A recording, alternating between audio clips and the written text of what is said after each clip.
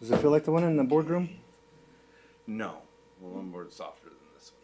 Yeah, that's what I thought too. But this.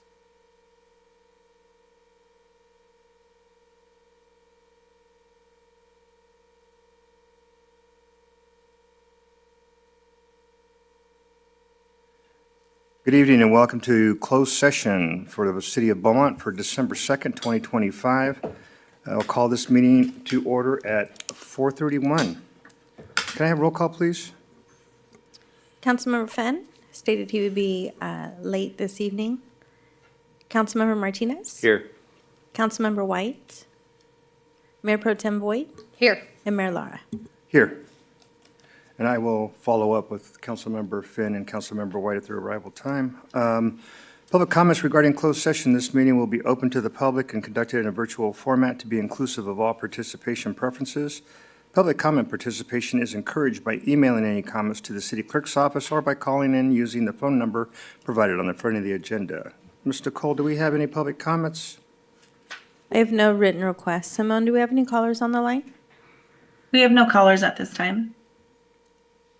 Let the record reflect Councilmember White is here. Mr. Pinckney, can you please read the items for closed session? Yes, the council will meet in closed session. Item B1 is conference with legal counsel, potential initiation of litigation, one potential case. Item B2, public employee performance evaluation. Title is the interim city manager.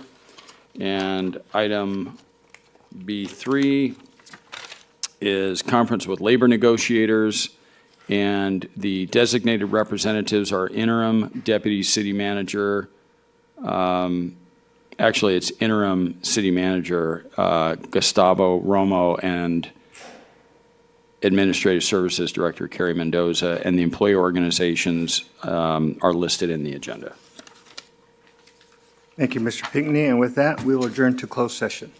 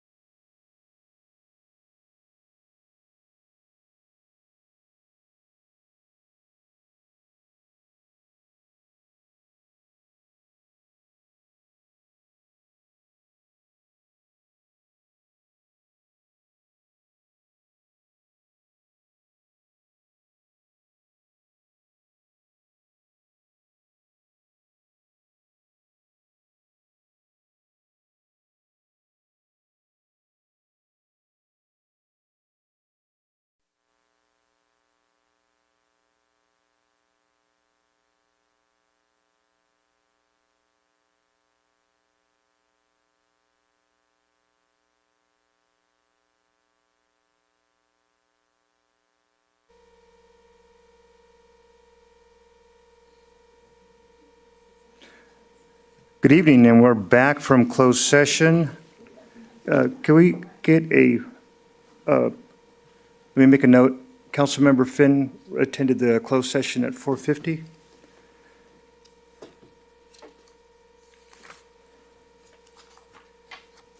Mr. Pinckney, can we please have a report out from closed session? Yes, council met in closed session. Item B1 was conference with legal counsel regarding potential initiation of litigation, one potential case. There was no reportable action. B2, public employee performance evaluation. We're going to pick that up at the end of the regular session.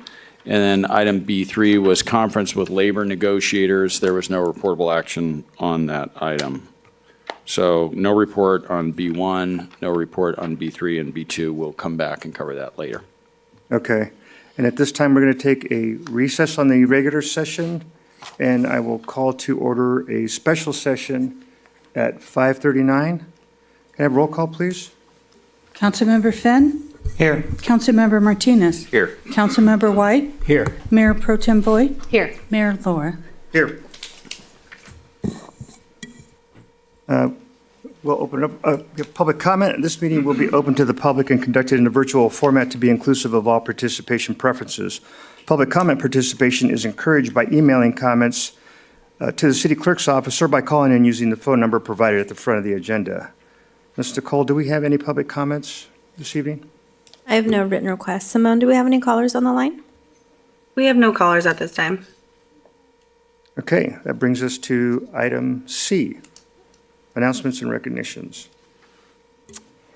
Alrighty, and Mayor, at this time, we would like to extend a recognition to you I would love that.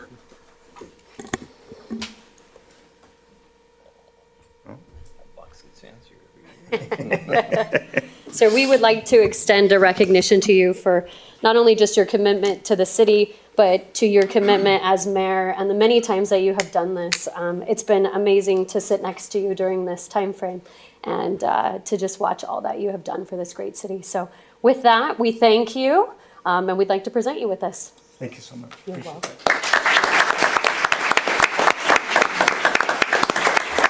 that. We're going to do a picture really quick, and then we'll do some comments. Does that work? Sure. All right. Yeah.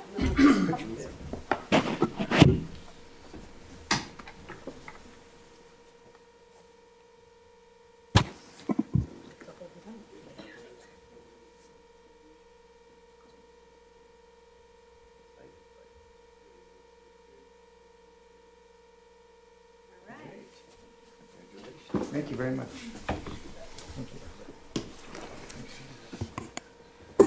And we'll open it up to any council comments, if you guys would like to say anything.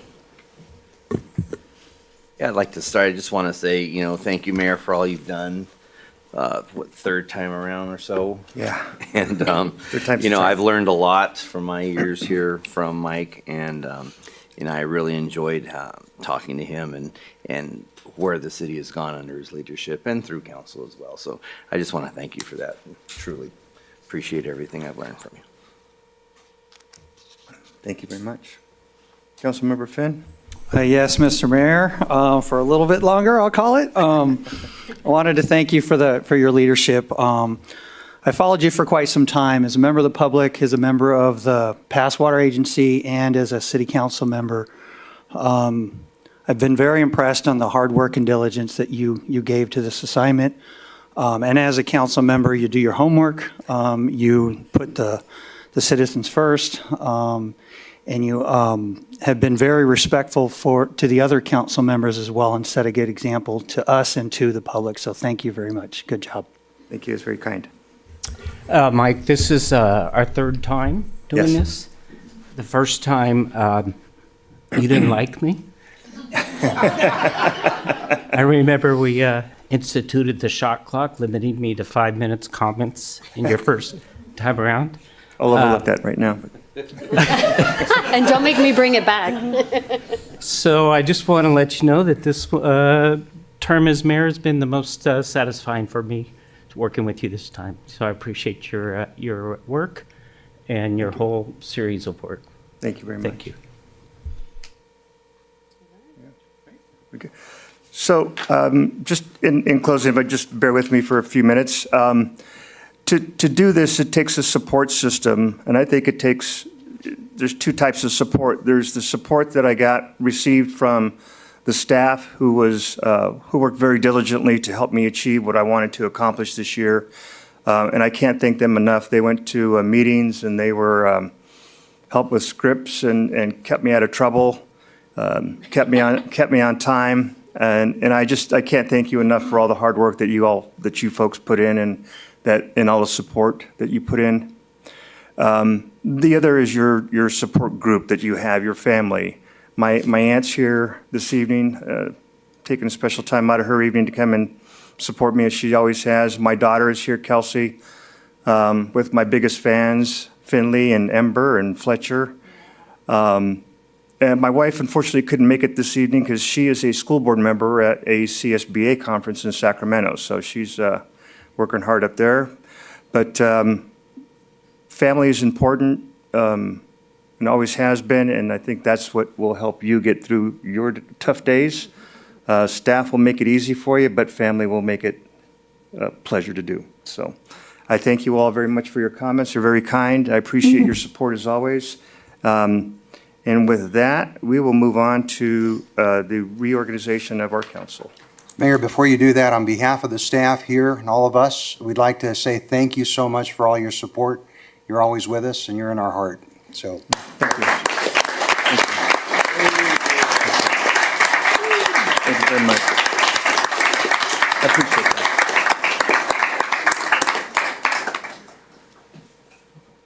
At least you won't have me calling you anymore, so that's a good thing. So that's very kind. Thank you so much. So we will do the reorganization of city council. Ms. Nicole, can you help us with the staff report? Yes, sir. Good evening, council. This item is for the reorganization of city council for the selection of mayor and mayor pro tem. City council has adopted rules and procedures for selection of mayor and mayor pro tem. The policy is adopted into the Beaumont Municipal Code, and the code has been provided in your packets for reference if needed. The rotation list has also been provided for reference. This evening, it's recommended that the selection of mayor and mayor pro tem be taken as two separate motions. The code requires a minimum of 3 affirmative votes for selection, and otherwise the position would then pass to the next council member on the list. If you have any questions, I'm happy to help answer. Thank you very much. With that, do we have any public comments on this item? I have no written requests. Simone, do we have any callers on the line?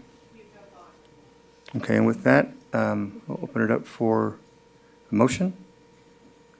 Mayor, may I ask, point of order, clarification? Would you like to take motions of both mayor and pro tem, or have we done it separately in the past? We're going to do it in separate.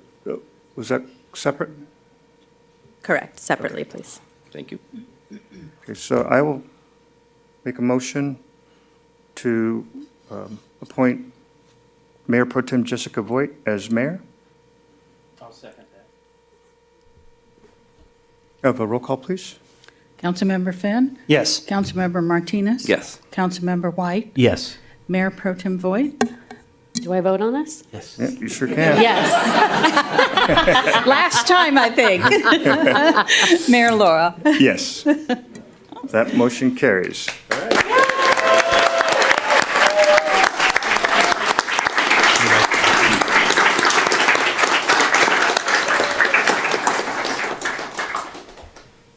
And we need a motion for Mayor Pro Tem.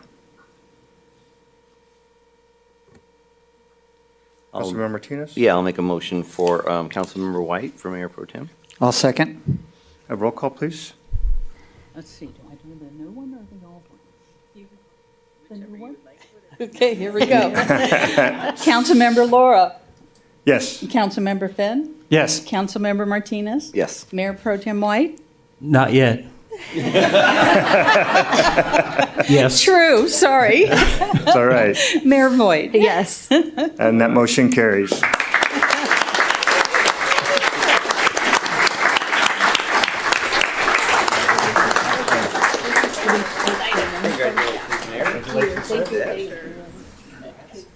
Congrats. Thank you. Third time. Exciting. Yeah. Council picture real quick? Yeah, we could do the council now, and then I think we're gonna do a swearing in. Nicole, can we do one? Yes, we can. You want to do it right now, or you want to do some pictures first? We can do these ones first.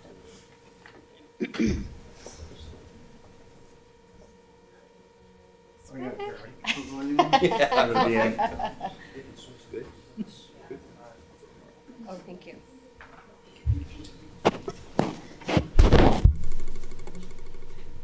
You could just toss that on.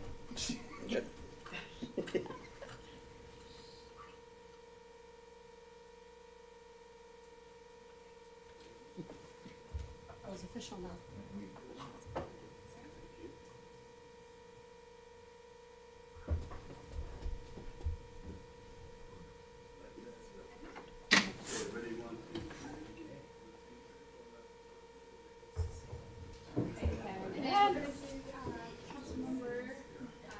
We can do that one afterward. Let's do that afterwards, yeah. Then we'll get them all done. All right. So, we're good? All right, we want to do the I think we're gonna do swearing the swearing in in. before we adjourn, correct? Yeah, I'll do it.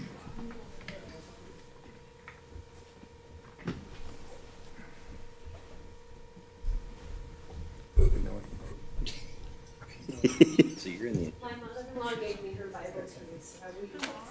Oh, very nice. And I don't know how I'm gonna hold it. Would you like to hold it for me while I do that? And I'll raise my right hand. Oh. You ready to make this official? I am, let's go. I state your name. I, Jessica Boyd, Do solemnly swear do solemnly swear that I will support and defend that I will support and defend the Constitution of the United States the Constitution of the United States and the Constitution of the State of California and the Constitution of the State of California against all enemies, against all enemies, foreign and domestic, foreign and domestic, and and that I will bear true faith that I will bear true faith and allegiance and allegiance to the Constitution of the United States to the Constitution of the United States and the Constitution of the State of California. and the Constitution of the State of California.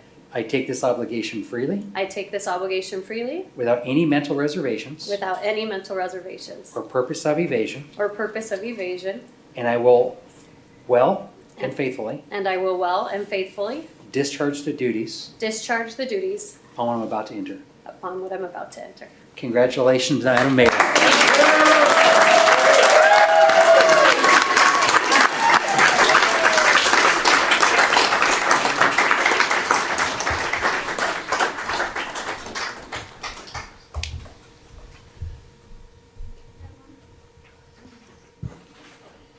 And with that, we will adjourn this special meeting. And you stick around for pictures and family gathering. Thank you. Yay!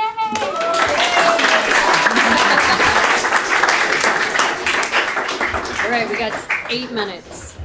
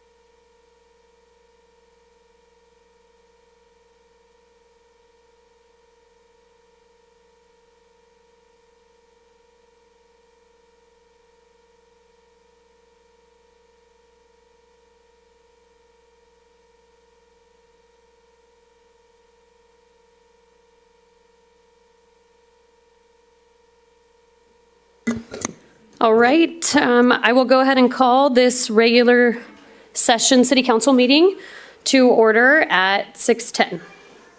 Where am I putting? My kid's out there. Do we need to do a roll call again? Let's just do it again. Okay. We'll have a roll call, please. Councilmember Laura, Here. Councilmember Finn, Here. Councilmember Martinez. Here. Mayor Pro Tem White, Here. Mayor Voigt. Here. Good. All righty, we will start off our meeting with an invocation by Mike Thompson. If you could please stand with me. It's exciting to have Mike here. He is the pastor of our church, and so it's very exciting to have him here. Thank you. It's my honor. It's great to see you, Dave, Mike, Lloyd, Julio. Let's pray. Lord Jesus, God, we come before you on such a historic and precedented night, Lord. We're grateful for your provision, your grace, your love, your mercy. God, we pray that for this council, you would lift up incredible wisdom to them, discernment, knowledge. God, as they affect these changes in the city, Lord, and lead these people, Lord, we know that all authority comes from you. And so we recognize it here in this place. We ask that you would give them great wisdom beyond their years, beyond their understanding, Lord, that wisdom that comes from heaven. We thank you for Jess Voigt and just this appointment tonight. We pray that you would continue to allow her to step into every gift and call that you've placed upon her life. We ask that you would continue to bless this city, a city elevated, a city on a hill, which the light shall not be hidden. And so, Lord, I just pray that this would continue to be a light for the rest of the Inland Empire. So I pray that you would continue to do all that you're doing here and more, all that we can ask, think, or imagine. Lord, that you would go before us in Jesus' precious and holy name. Amen. Amen. All right, and please join me in the Pledge of Allegiance. Ready? Begin. I pledge allegiance to the flag of the United States of America and to the republic for which it stands, one nation, under God, indivisible, with liberty and justice for all.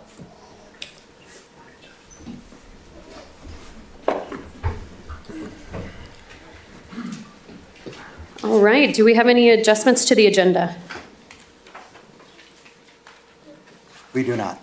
All right, any conflict of interest disclosures? All righty, then we will move on to item E, or announcements and recognitions, and start off with a legislative recap. Good evening, Mayor and City Council. Tonight, we're joined by our state legislative consultant via Zoom, California Public Policy Group, who continue to support Beaumont by tracking key legislation and advocating for the city's priorities in Sacramento. They will now provide a recap of recent legislative session and highlight items that may directly impact our operations, funding, and policy decisions. Great, thank you. And congratulations, Madam Mayor, Mayor Pro Tem, and everybody. I was able to catch the special session and seemed like quite the time. If you give me just a moment, I'm going to share my screen with you.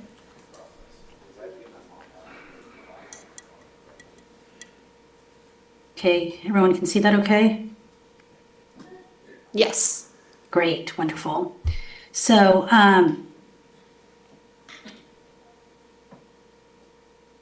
moving to, as Darren mentioned, wanted to just give you an update on kind of 2025 in review. Not going to go into a lot of details about everything. There was a lot that happened this year. We did provide staff with our end of session report that does, I believe, recap it pretty nicely. What happened in 2025 as well as what we are expecting come 2026. So this was the first year of a 2-year session. What that means is that any bills that are held over this year, they can, in theory, carry over into next year. September 13th, that was our final day to pass legislation. Should be noted that it went overnight into September 14th, but we've gotten past that. And then the governor's, the day for him to sign or deadline to sign or veto legislation was October 13th. This year, the legislature, they had adopted a new rule at the beginning of the year lowering the number of bills that members can introduce. So both in the Senate and in the Assembly, they were limited to 35 bills per two-year session. That being said, there were still over 2,800 bills that were introduced this past year, with 917 reaching the governor's desk. 794 were signed and 123 were vetoed. In most of the governor's veto messages, it was due to the ongoing budget challenges that the state is facing. So, moving into one of the key legislative themes this year was the budget deficit. It was this overarching cloud looming, not just over the budget and the programs that are funded through the state budget, but also any legislation that had a potential cost to the state.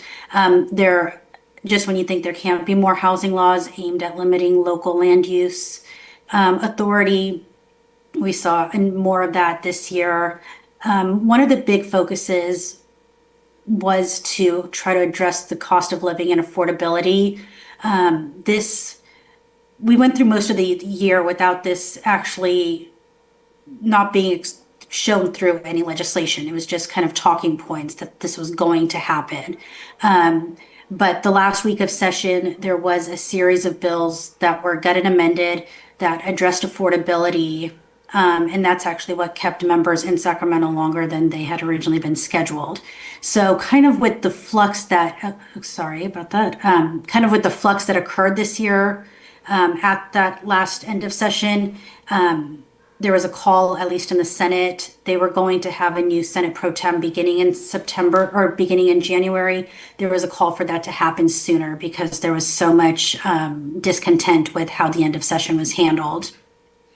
And I will say, as someone who's been doing this a long time and was a legislative staffer, this past session was kind of reminiscent to how we used to do things before bills had to be in print for 72 hours prior to getting a vote. So not going to go into every bill that the city positioned on or every bill that really affects local agencies, because again, like I said, over 2,800 bills were introduced and a number of them do affect local governments, but going to highlight a key, just a few, and then again, things are outlined in more detail in our end of year report. So AB 98 was a bill, I know this council is very aware of AB 98, last year's gut and amend, that was quickly rushed through the legislative process and signed by the governor in 2024. When that bill was signed, there was an understanding and a commitment from the author's office, Assemblymember Carrillo, that he would work on cleanup legislation with key stakeholders this year. So his intent in addressing cleanup was not to weaken AB 98, but provide clarity, because AB 98 did create a lot of ambiguities in terms of how you properly implement. So it created new statewide standards for the planning, development, and operation of logistics and warehouse facilities. And according to the bill, jurisdictions that are located within San Bernardino and Riverside County, those are considered warehouse concentration areas. So there's going to be elements of this bill that are always going to be problematic for the city of Beaumont and your neighboring jurisdictions, given just your location. However, there was several amendments that were taken. I will credit Assemblymember Correa. We have had a number of stakeholder meetings throughout the year, throughout summer recess, throughout all the breaks, both in Sacramento and in his district. And it was a combination of business organizations and local governments to really clean up certain aspects of the bill, including clarifying buffer area requirements and creating safe harbor language so that the Attorney General doesn't just come down with a hammer with penalties if you're not complying. If you're showing a good faith effort and that you're moving towards compliance, then safe harbor language has been included in there, as well as some language regarding the way that bays face next to sensitive receptors.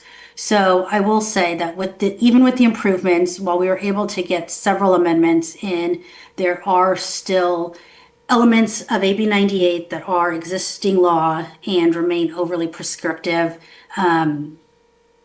but looking to work with the author on more reforms come 2026. And honestly, I think it'll go beyond that as well. And then SB 707, this was a bill that I can easily say we spent the most amount of time on this year. Upon introduction, it proposed sweeping changes to the Brown Act.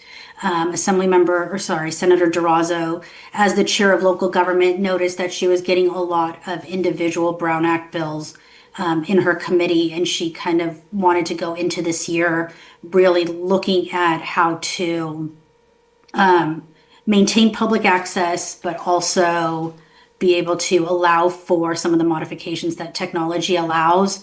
So by doing so, I mean, there's elements of this bill that are good and elements of this bill that are bad. But one of the things that some of the elements in this that we were able to kind of amend out was it was going to require translating meeting agendas into multiple language, using human translators, offering live interpretation services during meetings, and limiting remote participation. So we were able to get several of those taken out of it, but there are still existing pieces regarding remote participation and public comment that are required. And one thing that I've noticed working with public agencies is that everybody's kind of come out of COVID very differently in terms of what they allow and they don't allow. So the governor did sign this, and one of the things that I've really recommended is to have the city clerk and city attorney take a look on how best to implement to determine how you're going to be affected. I do know that Senator Durazo does have some intent to run another bill come 2026. She was actually going to hold this bill, but because she had incorporated other bills into this that were going to sunset at this end of this year, including AB 2449, which was the bill that was signed during COVID, allowing for teleconferencing without posting your remote location. That would have sunsetted at the end of this year without this bill getting signed. So there are things that she wants to address via cleanup. And because it's got a July 1st, 2026 deadline, it's probably something that she's going to have to do fairly quickly and move with an urgency clause. So SB 423, the last week of session, not even the last week, it was just days before session was going to end, we had gotten a couple of different drafts about a late proposed gut and amend being sponsored by Mayor Karen Bass out of the city of LA, which would have prohibited cities from imposing a real estate transfer tax on newly constructed residential and commercial properties. So, you know, when you've only got a few days to work at the end of the session, you don't even really get an opportunity to fully comprehend the justification for the bill or really what the exact ramifications would be. So at that time, it was really to just get as many folks opposed to it as possible. We were able to do that, and the bill ended up being gutted, amended to only apply to LA, the city of LA specifically. But I think given just how much was being thrown at the legislature that last week and not a lot of time to digest or properly analyze things, there really wasn't an appetite to push this bill through at that time. So the first hearing was canceled, and there has been word that organizations such as the Cal Chamber and the Business Properties Association are going to come back looking for a statewide measure. So looking ahead as we're moving into the second year of a 2-year session, as I mentioned, bills that were held in 2025 could theoretically move in 2026, either with having to do with the same subject matter or something similar. So looking ahead into 2026, January 1st, unless it's otherwise specified in legislation, most bills that were signed in October by the governor will go into effect on January 1st. January 5th is when the legislature will reconvene for the second year of our 2-year session. And then on January 10th, or sometime between the beginning of the year and January 10th, the governor's got to propose and release his January 2026-27 budget proposal.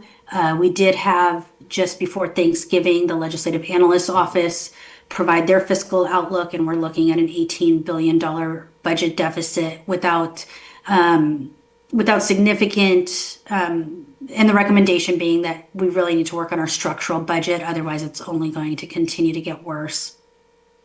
And then in terms of policy trends, I mean, I kind of mentioned it with SB 423. There was another bill, AB 698 by Assemblymember Wicks, that would have required,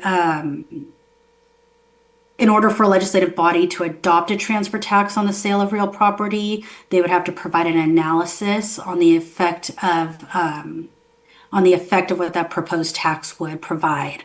So the reason why we're seeing things regarding transfer taxes is that UCLA just did a study. It came out in April of this year, titled Unintended Consequences of Measure ULA, which was passed in the city of LA and is also known as the quote unquote mansion tax. It's a transfer tax on higher end real estate transactions. It's not producing what they had originally intended it to produce, and there's an effort to clean that up. But again, it's all very much targeted towards the ULA, but for some reason, when we talk about legislation, we talk about statewide, even though the problem isn't necessarily statewide. And then it being an election year, we're going to see a number of measures that have been proposed. There's some by the Howard Jarvis Association, and then a couple others that are at the Secretary of State's office right now that are eligible to collect signatures. So I took a look today. I didn't see anything that had qualified yet, but there's a couple of different ones that are very similar that will limit a local government's authority to raise revenues without a certain, unless you have a certain level of threshold met. And the other thing we're seeing is there's going to be some CEQA reforms. One thing I didn't mention was we had a budget trailer bill that created some pretty significant CEQA reforms, pretty sweeping, having to do with infill housing, and not doing it through a policy bill, but through a budget bill, so that the timeline was really compact. But that was another one that was really pushed through, and several items in that needed to be cleaned up. The author really promised members who supported the bill to clean up several provisions within that CEQA bill. So we will see that. I've had a couple of meetings this week as well as the week just before Thanksgiving, and there's nothing quite yet in print regarding the CEQA reforms, but that is something that we are going to be following really closely. And then with that, I am happy to take any questions. Ready, thank you. I will open that up to, Council Lloyd, did you have something? Yeah, I did. On 707, it mentions that there are certain population categories. Can you tell me what the category is that would apply to Beaumont? I actually believe I would have to take a closer look, honest, if you don't mind, and I'm happy to get back to you on that. There are provisions within it that population categories, but also percentage categories. So if you have a certain number, if you have a certain percentage of your population that primarily speak one language, then the city would be required to do translation services. And then there was some language within the bill that was a little bit wonky in terms of populations, like talking about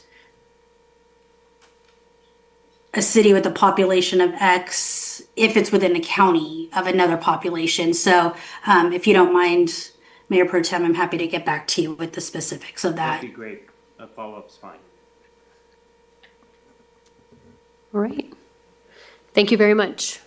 Great, thank you. Have a good evening, everyone. Right, we'll move on to public comment. Any one person may address the city council on any matter not on the agenda. If you wish to speak, please fill out a public comment form provided at the back table and give it to the city clerk. There's a 3-minute time frame on public comments. Be no sharing or passing of time to another person. State law prohibits the city council from discussing or taking action brought up by your comments. Nicole, do we have any public comment? I have no comments for this section. Simone, do we have any callers on the line? We have no callers at this time. All right, seeing none, we will move on to the consent calendar. Any items on the consent calendar can be pulled? Are there any pulled that we'd like to pull for discussion? All right, seeing none, I'll entertain a motion. Mayor, I'll go ahead and move to approve the consent calendar. I'll second. Can I get a roll call, please? Councilmember Laura, Yes. Councilmember Finn, Yes. Councilmember Martinez, Yes. Mayor Pro Tem White, Yes. Mayor Voigt. Yes, and I will recuse myself from G13 as I previously stated. In other ways, a yes. And on that item, I don't think the mayor has a conflict, but she's recusing herself to avoid any appearance of impropriety on that item. Thank you. Okay, we'll move on to youth council report. None tonight, Mayor. And we will go ahead and move on to our public hearings. We'll move on to item I1, hold a public hearing for the introduction and first reading of an ordinance amending Title 17 zoning of the Beaumont Municipal Code. And we will get a staff report by Stephen Jones. And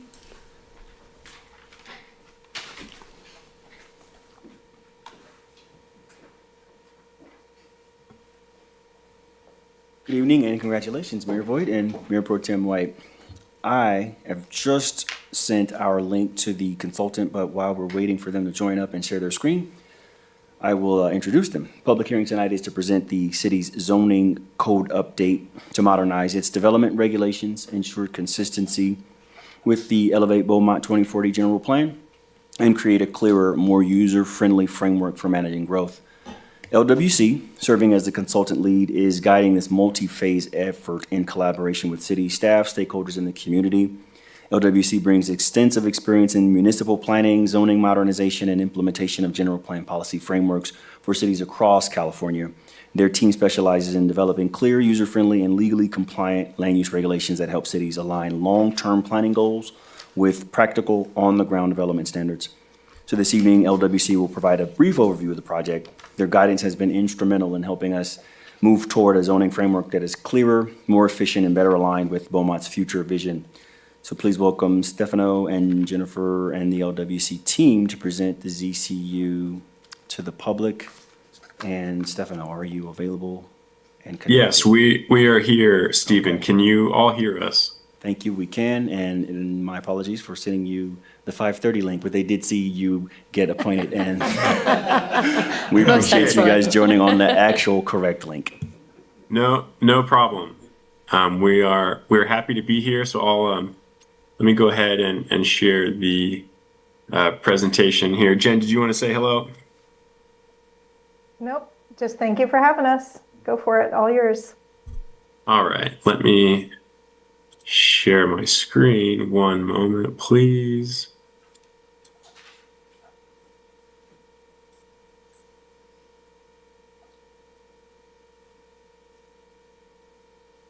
All right, can you all see that? Yes. Yeah, we got it. Great. Okay, well, thank you, Stephen, for that kind introduction. We're happy to be back here, at least virtually. We last spoke to the council, I want to say back in March of this year, to talk about the public review draft zoning code and zoning map. So that was the prior edition of the zoning code. Now we have a new draft before you, and it's the public hearing draft. So we were excited to receive the Planning Commission's recommendation that council adopt this new zoning code and zoning map. And so we're here before you today looking for that adoption. Of course, we want to address any comments or questions that you all have, but excited to get toward the tail end of this project and hopefully get you all in with the new code here before Christmas. So with that, I'll just give a brief introduction. I'm Stefano Rikiki with Lisa Wise Consulting, which Stephen already talked about. LWC has been working on zoning codes for almost 20 years now, through up and down California, nationwide, and even with some international work as well. I'm joined by Jen Murillo, who you saw on the screen earlier, as well as Jaden Gershon Friedberg as well. City staff side, I'm sure you all know everyone. Melody Arachiga is the senior planner and project manager for this project on the city side. I'm joined by Stephen Jones, Aaron Liang, Jillian Fountain, Katie Jensen, and Kylie Preciado. So as you can see from our roster here, it really has been an important project and has taken a lot of city staff's time. So we appreciate all of their involvement and help with getting to the point that we're at today. So in terms of our agenda then, we're going to talk a little bit about just an overview and background of the project. We'll talk about key changes here in this public hearing draft code and map. Talk about the California Environmental Quality Act and compliance with that. As you all know, we need to comply with CEQA here in California, and then get into recommendations and next steps.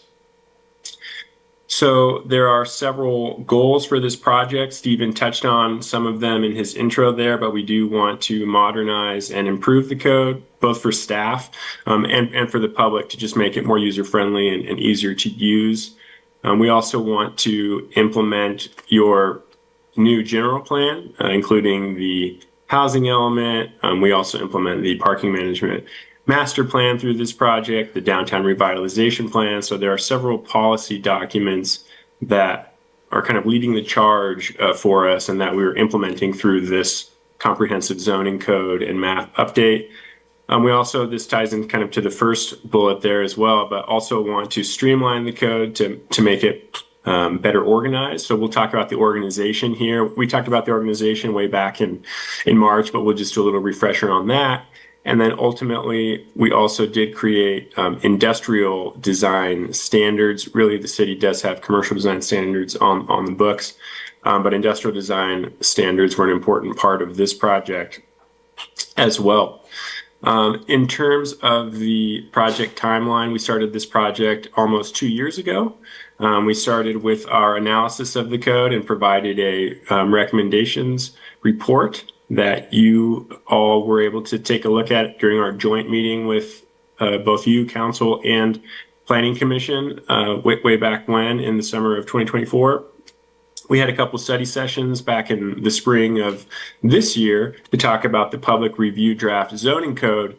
And this, as I mentioned, is the new version, the latest and greatest draft, which is getting close to the final draft, just pending any comments or edits that you all have today. And so, looking for adoption really here by you all. Okay, so I mentioned the structure. You saw this before for the public review draft, but this is the proposed new structure of the code that's different from what you have in your zoning code today. So there are 5 divisions, A, B, C, D, E. The general division talks about just introductory provisions, the code's relationship to the general plan. But really the meat of the code we start to get into in Division B for zoning regulations. These are all of the different zoning groupings. So residential, commercial, mixed use, industrial, downtown, and your overlays as well are in this Division B. Division C is citywide standards. So that has to do with regulations that apply citywide, not just on a zone by zone basis. So these are things like supplemental regulations, landscaping, signage, parking, et cetera there. Division specific to use standards as well, standards for various uses within the city. Division D, admin and procedures, that's all of your permitting. And like we talked about last time, you may remember we do consolidate the plot plans into minor and major plot plans. You previously had an administrative plot plan beforehand. So again, with this goal of streamlining Also created a minor use permit, right, in addition to your use permit that goes to Planning Commission. So a couple of different things that we did there in Division D. And then Division E is definitions of uses, terms, and sign terms. And in terms of, I'll say terms again, but as far as uses go, we do propose to consolidate various uses so that you don't have just a laundry list of hundreds and hundreds of uses allowed in the city. So we do consolidate those into a little bit larger use categories. Again, that's for ease of use of the code. So we do think that this proposed structure really does modernize the code, makes it more user-friendly, consistent with the project goals. And then on the right-hand side of the presentation there, you can see an example string, including the division, so Division A in Title 17 in your zoning code, and then with the chapter and section number as well. So that's proposed restructuring and reorganization that we've done in the code.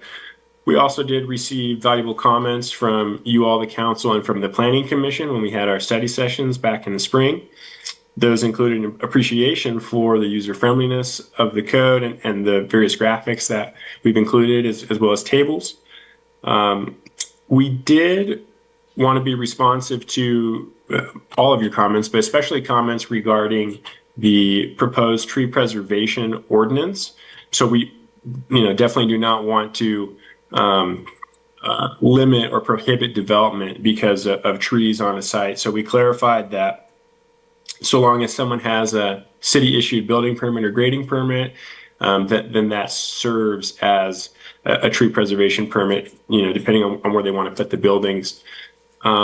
We also do in the errata sheet that you have before you clarify that the tree preservation requirements do not apply in the rear yards of properties as well. So we definitely don't want to be too strict or too stringent with this tree preservation ordinance.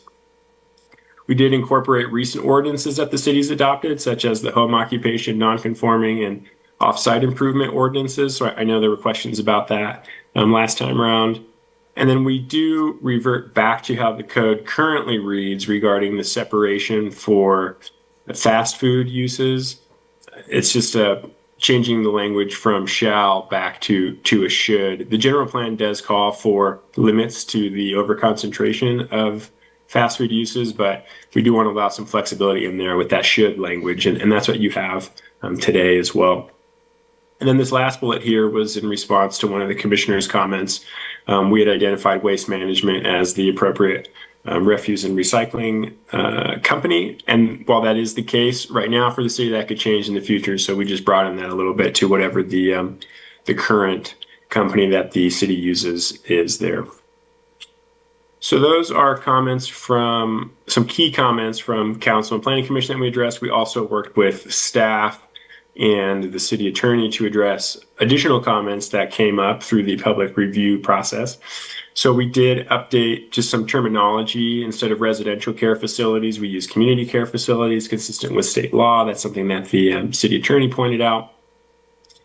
The second bullet here, we worked with staff. Our understanding is that there are existing mini storage uses on Western Knowles Avenue. So we wanted to continue to allow those in the urban village zone.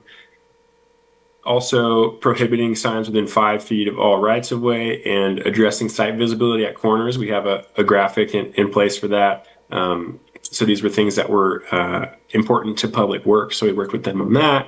And then lastly, clarifying that state law controls in terms of defensible state requirements. And if there are discrepancies between what state law requires and the landscaping section of the code requires state law controls. Of course, that's pretty standard, but that's specifically in very high fire severity zones. And really, you don't have too many very high fire severity zones in the city. It's more along the periphery, but that is something that we wanted to clarify and work with staff on as well. In terms of other notable changes, we did focus specifically with staff on downtown and really trying to prioritize downtown as a walkable, active, vibrant place. So in that vein, we revised the use tables to allow bars, cocktail lounges, breweries, etc., by minor use permit, which is, as you can see on the screen there, a staff level approval as opposed to having to go to planning commission through a conditional use permit. So that's in line again with the streamlining, right, that the city was interested in as part of this project. There was also a 1,000-foot separation buffer between alcohol serving uses and schools, daycares, and youth centers. And staff, I think the community felt that that was overly strict to have this required buffer in downtown and would really limit these more active type uses in downtown. So we did remove that buffer. And then these last couple bullets get at automobile-oriented uses and only allowing gas stations at intersections in downtown and only allowing car washes if they're accessory to a gas station. And then lastly, not allowing tire stores, vehicle sales and rental, vehicle repair within downtown. Again, trying to move away and transition downtown away from an automobile-oriented place to a more pedestrian-oriented place where people can congregate and gather. So this is my last slide on notable code revisions, and we'll talk about the map. At Planning Commission, we did receive a letter from the California Housing Defense Fund, CalHDF, and we wanted to be responsive to their comments. And really, we've received comments from CalHDF on other zoning codes that we've worked on. So kind of in anticipation of that, we did update the accessory dwelling unit ordinance to address state exempt ADUs. And so anyway, we appreciate CalHDF's comments, but do want to be responsive to those. So that's what we have there. We did also work with the city to distinguish restaurants from bars by setting a 25% threshold for the bar area itself in the definitions, in terms of trying to figure out, is this a restaurant, is this a bar? This third bullet here, revising the thresholds for major and minor plot plans, we did want your thoughts on specifically. I mean, we want your thoughts and comments on the whole code, but we wanted to focus in on this one with you because these thresholds did change from the public review draft to what now is the public hearing draft.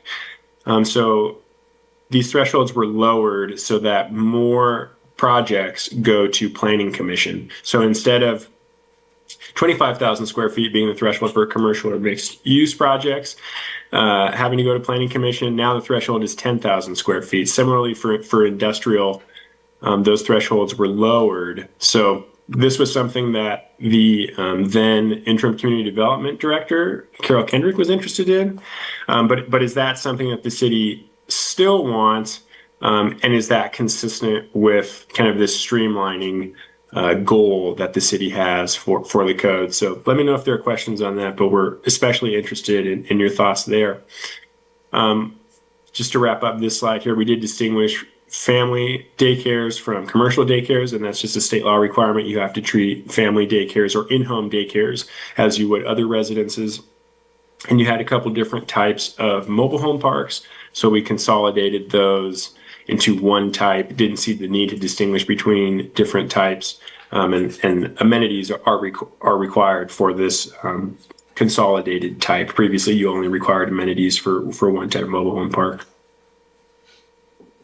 So that gets at notable revisions to the proposed public hearing draft zoning code. And in terms of the map, we don't have much in terms of revisions. It was just the Noble Creek Vistas reverted back to the underlying zoning as designated by the general plan. Excuse me. So that was the only change, getting back to single family residential zoning and some recreation conservation zoning there as well.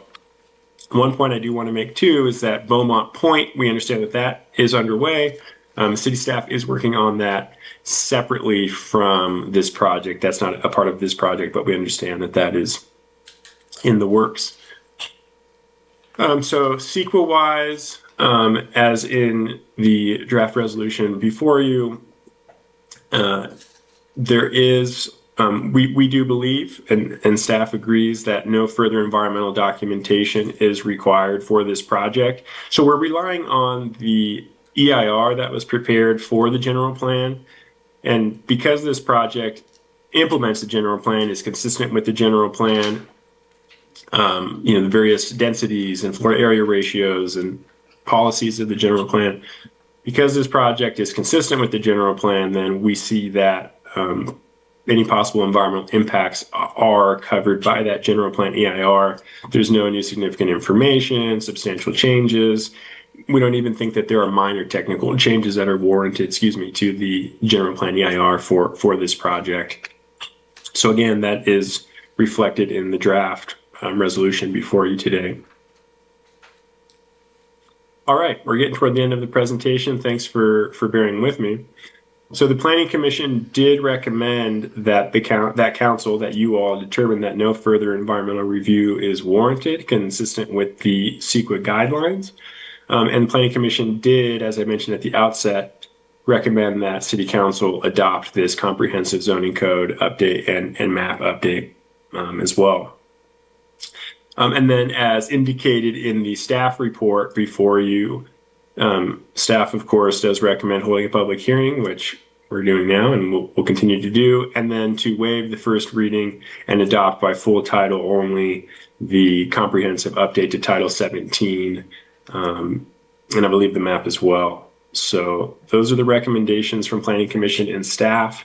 In terms of next steps, should you choose to adopt the comprehensive zoning code and map tonight, which we are hopeful of, then the second reading of the zoning code ordinance and map ordinance will occur, and then we, the consultants, LWC, will make any final edits to the code as directed by you today, as captured in the errata before you, to prepare the final draft in advance of the second reading of the code, and of the map as well.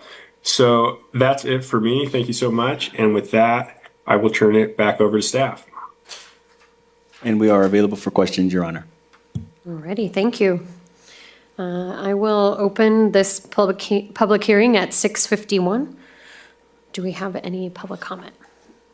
I have no written requests. Simone, do we have any callers on the line? We have no callers at this time. All right, then I will close the public hearing at 6:52, and I'll open it up for council discussion. Councilmember Finn? Yes, thank you, Mayor. I appreciate the recommended changes. I do have a question in reference to the downtown use. In reference to the 1,000-foot separation between alcohol serving uses in the schools and daycares, do we have any daycare centers? I don't think we have schools that fit in there, or a youth center outside of the one that's at Beaumont Avenue and 8th Street. Are we aware of any? That's the only one I'm aware of, Councilmember Finn. Okay. Because then by removing the 1,000-foot separation, there are alcohol serving places within 1,000 feet of that existing one, but then everybody knows who's all there and so Correct. forth, and they're well aware of it. My question would be then is if we see a new applicant come in for another daycare somewhere in downtown, and if it were approved, and then another alcohol serving entity come in, would that daycare be notified that someone new is coming in so they're made aware of it? Would staff go to that level of detail and notifications, or is it just public hearing type stuff and we expect the public to know about it? Right, the public hearing process does include notification within that radius, so they would be notified. Okay, very good. Separately. Okay, all right. So I have no problem. Yeah, I have no problem with the change then, because everybody knows their neighbors already. So, okay. But I just wanted to know how that would affect in the future. So on a public notice, not only is it just public advertised, but all affected properties are sent a Correct. written notice? Yes. Very good. Okay, thank you. Alrighty, Councilmember Martinez? Thank you, Mayor. Just a couple of questions also. You mentioned the one stakeholder input for BIA. Was BIA notified as well of the draft copy going in? Do you know or have they been along the process as far as input? Stefano, I'm going to leave that to you. I believe they have been notified. Sure. Yeah, our understanding is that city staff did reach out to the Chamber of Commerce for this project, and that information on this project was disseminated to all of their various partners. But BIA is when I'm looking at the business industry. the building industry, BI. Right, which presumably includes BIA, but I can't say that for certain. All right, so that's just, we usually get a rep here that says we didn't give them, notice, and then that stalls things sometimes. So I just want to make sure that we're including notification ahead of time so that they have proper notification of this draft going forward. Understood. And staff can, if you want to comment. Yes, I would like to comment, sir. I'd like to see if BIA had any comments during the Planning Commission meeting. Yeah, and my intention, just as long as they've been notified and that's sufficient for my request. Next question on the urban village zone. Is it just mini storage allowed on Western Knolls, or is it any of the urban village zone? Just along Western Knolls. Just Knolls, and that okay. carries over, continues from what the current code says. All right, and I'm okay with lowering the thresholds. The thresholds for bar on the 25%, that's the square footage of the patron use, of where the patrons are? Of the floor area, yes, of the restaurant, or, yes, facility. Okay, and the alcohol was asked by Councilmember Finn. And the last thing on the tree removal procedure. I noticed it mentioned that we're foregoing a procedure and having it as part of the permit. Can you just clarify that on what was taken out or bypassing now when it comes to the removal of the trees? Sure. So, if the idea is that if a building permit or grading permit has been secured for a particular property, then that building permit or grading permit acts as a tree removal permit as well. So, given the site plan that's submitted, right, for the project, if there are trees that have to be removed and the city has issued a building or grading permit, then that would be allowed and not require an additional tree removal permit. Okay, but the comment on the tree removal would have been done prior to that anyway, correct? So, because one thing about trees in our city, we have quite a few of them, and there's always comments on tree removals, always. Right. And I want to make sure I don't get 1,000 people down here worried about the tree process. So there is process somewhere in there, that's my question. Correct. So in the land use entitlement, it would have been contemplated that a site plan would show existing improvements, if you will, and then what the proposed use is for those. So once a building permit is issued, we would have already considered the location of future buildings to accommodate for tree removal. And what did the preservation requirements add in addition to that?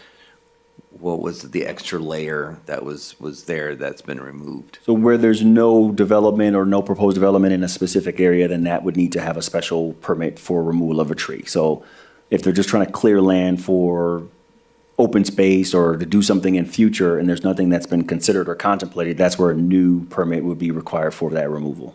Okay, so we're getting protection through the permit process for that? Correct. Okay. All right, thank you, Mayor. All right, Councilmember Lara? Yeah, can you give me a brief description or a brief analysis or benefit analysis of reducing the square footage on the minor and major plot plans for commercials and industrial, please? So I'm going to make sure I understand them.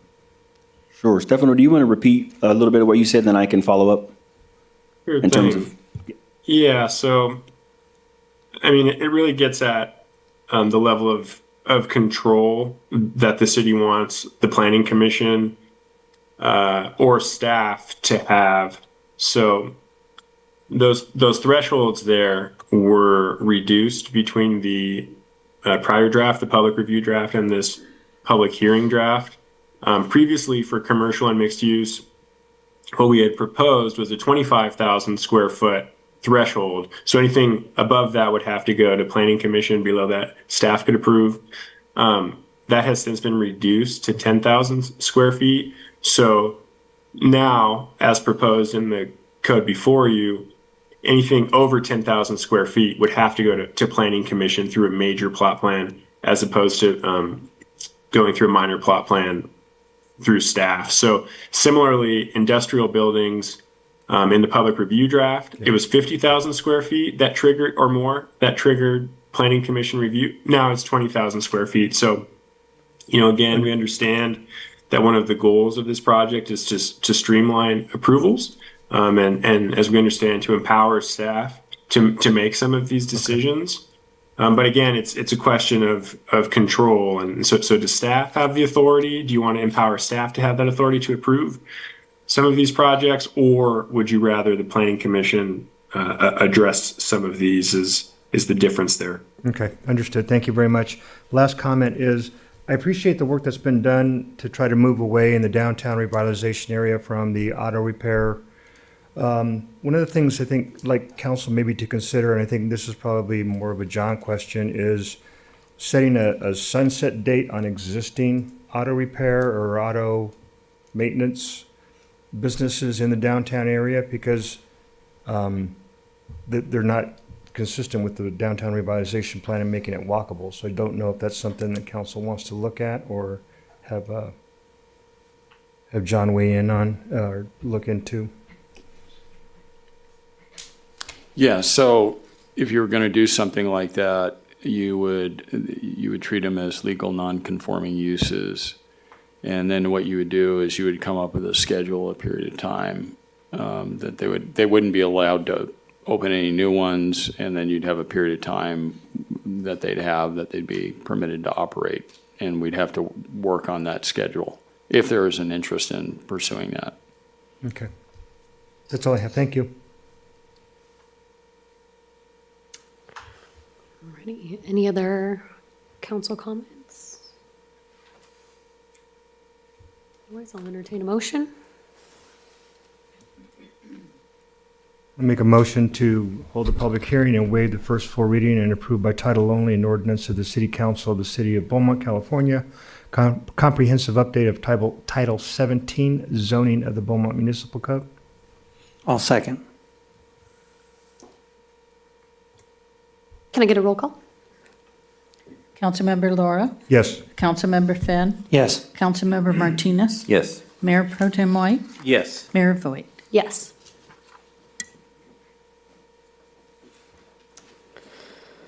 Alrighty, thank you. We'll move Thank on you very to I2. We'll hold a public hearing to consider an ordinance amending food truck, peddler, and sidewalk vending regulations. We'll have a staff report by Ms. Katie Jensen. Yes, good evening, Mayor Voigt and council members. Katie Jensen, planning staff. On September 2nd, 2025, City Council held a discussion on food truck permit activity and directed staff to prepare amendments to the ordinance governing food trucks and similar mobile vendors. During this discussion, the key issues were identified: frequency of inspections, designated vending zones and location timing, unclear processes and guidelines, and impacts on brick and mortar businesses. In response to this discussion, a draft ordinance is proposed to address these issues. Previous regulations required quarterly inspections, while the updated ordinance proposes annual inspections. This would be consistent with the annual business license renewal frequency. Timing and location provisions on public and private property are clarified in the proposed draft ordinance, along with a feature on the city website that will display a GIS layer of approved locations within the city for food trucks to operate in an accessible and safe manner. Staff is proposing an online app that requires food truck operators to log their locations with an associated timestamp. And this will not only work as an advertising layer for the operator, as it'll be accessible to the public, but it will also help staff monitor compliance. To propose a more streamlined permitting process, activities in the public right-of-way are to be supervised by the city engineer and will still be administered through the business license process. Staff is proposing provisions that would allow brick and mortar restaurants to use their own food trucks at their brick and mortar locations as an exception to the rule of maintaining the clarified one-block buffer. Staff is also proposing provisions that would allow food trucks to operate on city parks through a park rental application with approval from the Community Services Director. This would allow for food trucks to be present during certain activities, including sport league events and city-sponsored events. On November 19th, 2025, Planning Commission adopted a resolution and forwarded a recommendation of approval to the proposed ordinance to City Council by a 3-0-0 vote. And at this time, staff recommends the council hold a public hearing and approve the draft proposed ordinance. This concludes my presentation, and myself and the Community Development Director are here to answer any questions you may have. Great, thank you. All right, I will open the public hearing at 7:04. Do we have any public comment? I have no written requests. Simone, do we have any callers on the line? We have no callers at this time. I will close the public hearing at 7:05 and open it up for council discussion.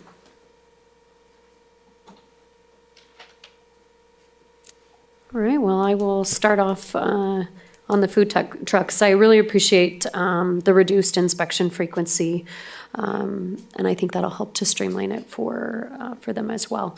And then you mentioned an app for them to log in their location. Is there a cost associated with that? Is it something already integrated in?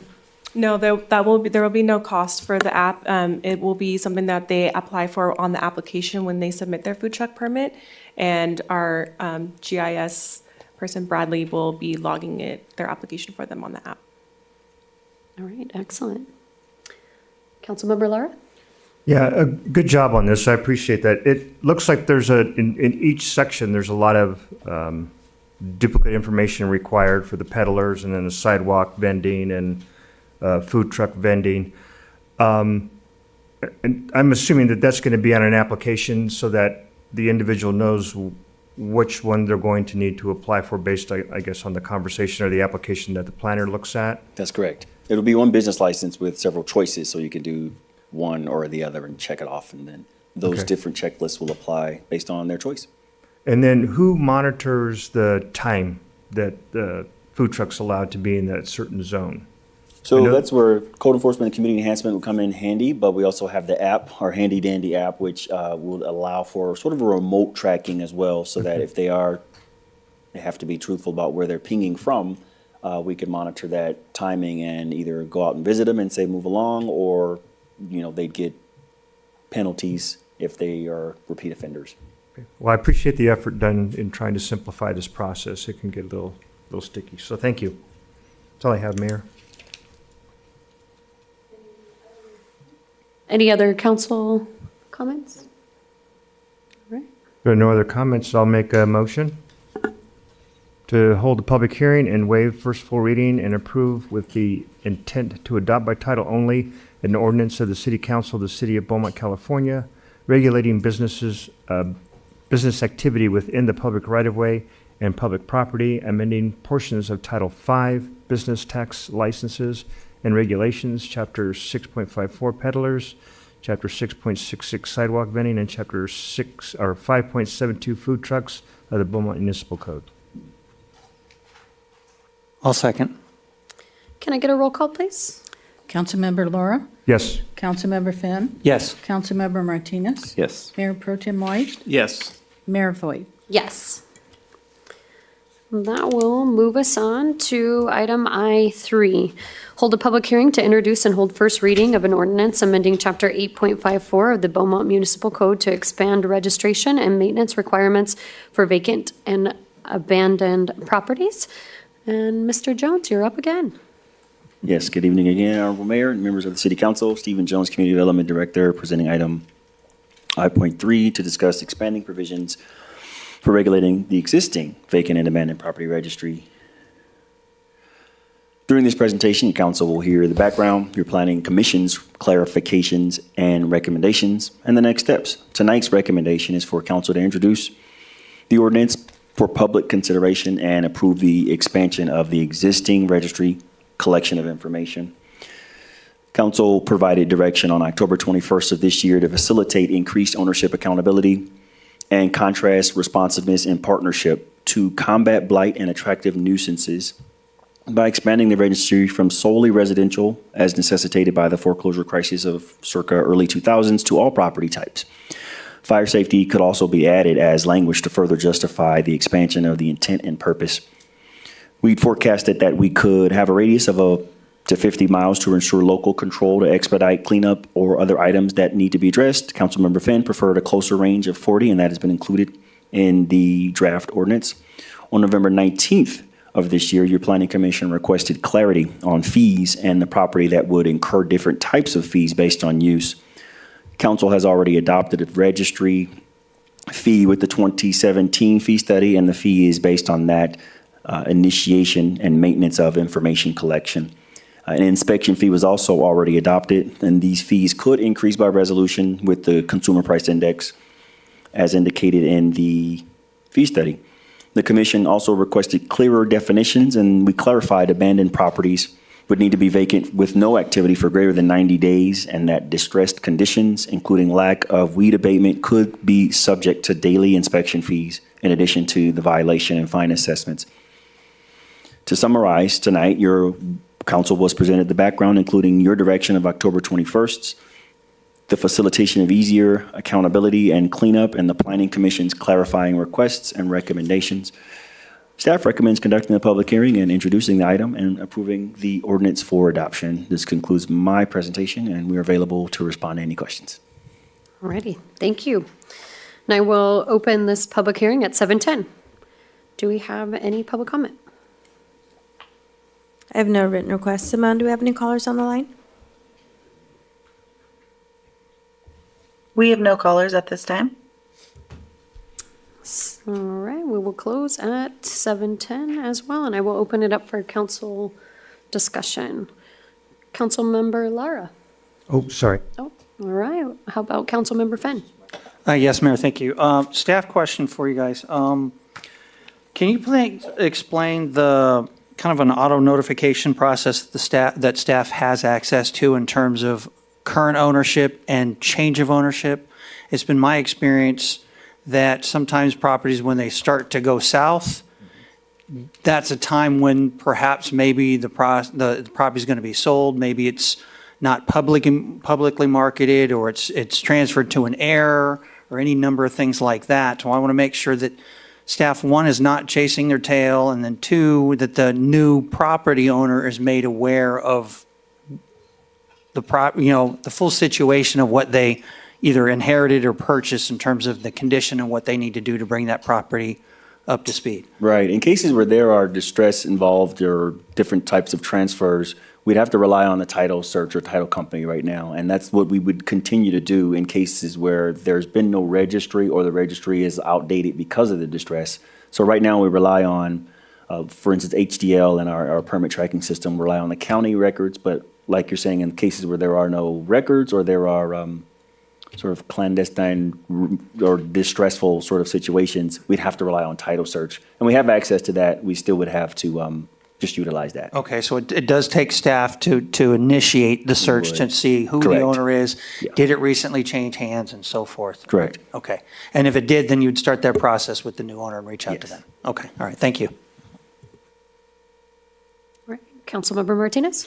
Yeah, the only question I had is the Planning Commission had a request to consider a tiered registration fee, and I'm assuming that the work from staff is the same no matter what the size of the property or number of units. Is that correct? Correct, yes. We'd said we'd follow up with them, but we weren't sure about the 2017 fee study that you guys had already adopted that had a fee associated with it. And you're right, the collection of information doesn't change from property to property or whether or not it's a certain size or a certain use. Perfect. Okay, that's all I need. Thank you. Thank you, Mayor. Yeah, no problem. You had my question here. All right, Councilmember Lara? If there are no further comments, I'll be happy to make a motion. Sounds good. I'll make a motion to hold a public hearing and waive first full reading and approve with the intent to adopt by title only an ordinance of the City Council, City of Beaumont, to expand the registration and maintenance requirements for vacant and abandoned properties citywide. And I'll second. Can I get a roll call, please? Councilmember Laura? Yes. Councilmember Finn? Yes. Councilmember Martinez? Yes. Mayor Pro Tem White? Yes. Mayor Voigt? Yes. Got some water over there? All right, we'll move on to item I4, which is consideration of the Beaumont 2026-27 Community Development Block Grant, also known as CDBG program. And we'll get a staff report by Brittany Navas. Good evening, Mayor and Council. Tonight's item is the public hearing to consider the award recommendations for fiscal year 26-27 Community Development Block Grant Program, also known as CDBG. Each year, the city receives an allocation through the Riverside County Cooperative Agreement of these CDBG funds for eligible public service programs and improvement projects. This year's allocation is estimated to be $147,680. This allocation is based on the most up-to-date information from the Housing and Urban Development Office, also known as HUD, and is subject to change based on final award. Federal regulations allow for us to use up to 15% of our allocation and award it to local nonprofits. Notice of funding availability for the 15% nonprofit allocation was posted on the city's website and publicly advertised, including publication for the press enterprise and promotion through the city's social media platforms. The application period remained open for the required minimum of 30 days. Staff received 2 applications for requests from nonprofit organizations for these CDBG funds. The first being the Boys and Girls Club for $50,000 to support their Camp Kids program for the summer, Thanksgiving, winter, and spring school breaks. The second was for Voices for Children for $10,000, a request in order to fund a portion of 2 advocacy supervisors who support the court-appointed special advocates, or also known as CASAs. Both of these organizations' activities would directly support children who reside in Beaumont. The remaining funds after the nonprofit allocation that we are allowed are typically reserved for city-run public improvement projects. Consistent with prior year's practice, the proposed pedestrian safety project is ongoing and includes a combination of installing sidewalks, curb, and gutter where currently none exist, or repairing and replacing sidewalk areas in repair. This year's estimation of that remaining allocation that we would have would be approximately $125,528. This concludes my presentation. Myself and staff are available for any questions. All right, excellent. Thank you for that report. And I will open up the public hearing at 7:17. Do we have any public comment? Yes, I have 2 in person. First one is Nicole Boatger.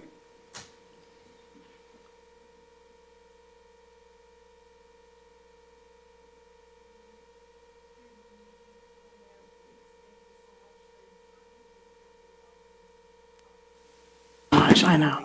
I'm a short one. Thank you. This is much better.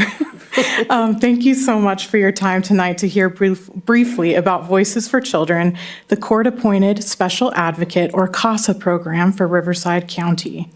What we do is work with the Superior Court of Riverside County to recruit, train, and support very special community members who are then assigned by one of the juvenile court judges to advocate for a child or sibling set experiencing foster care who have been abused, neglected, or abandoned.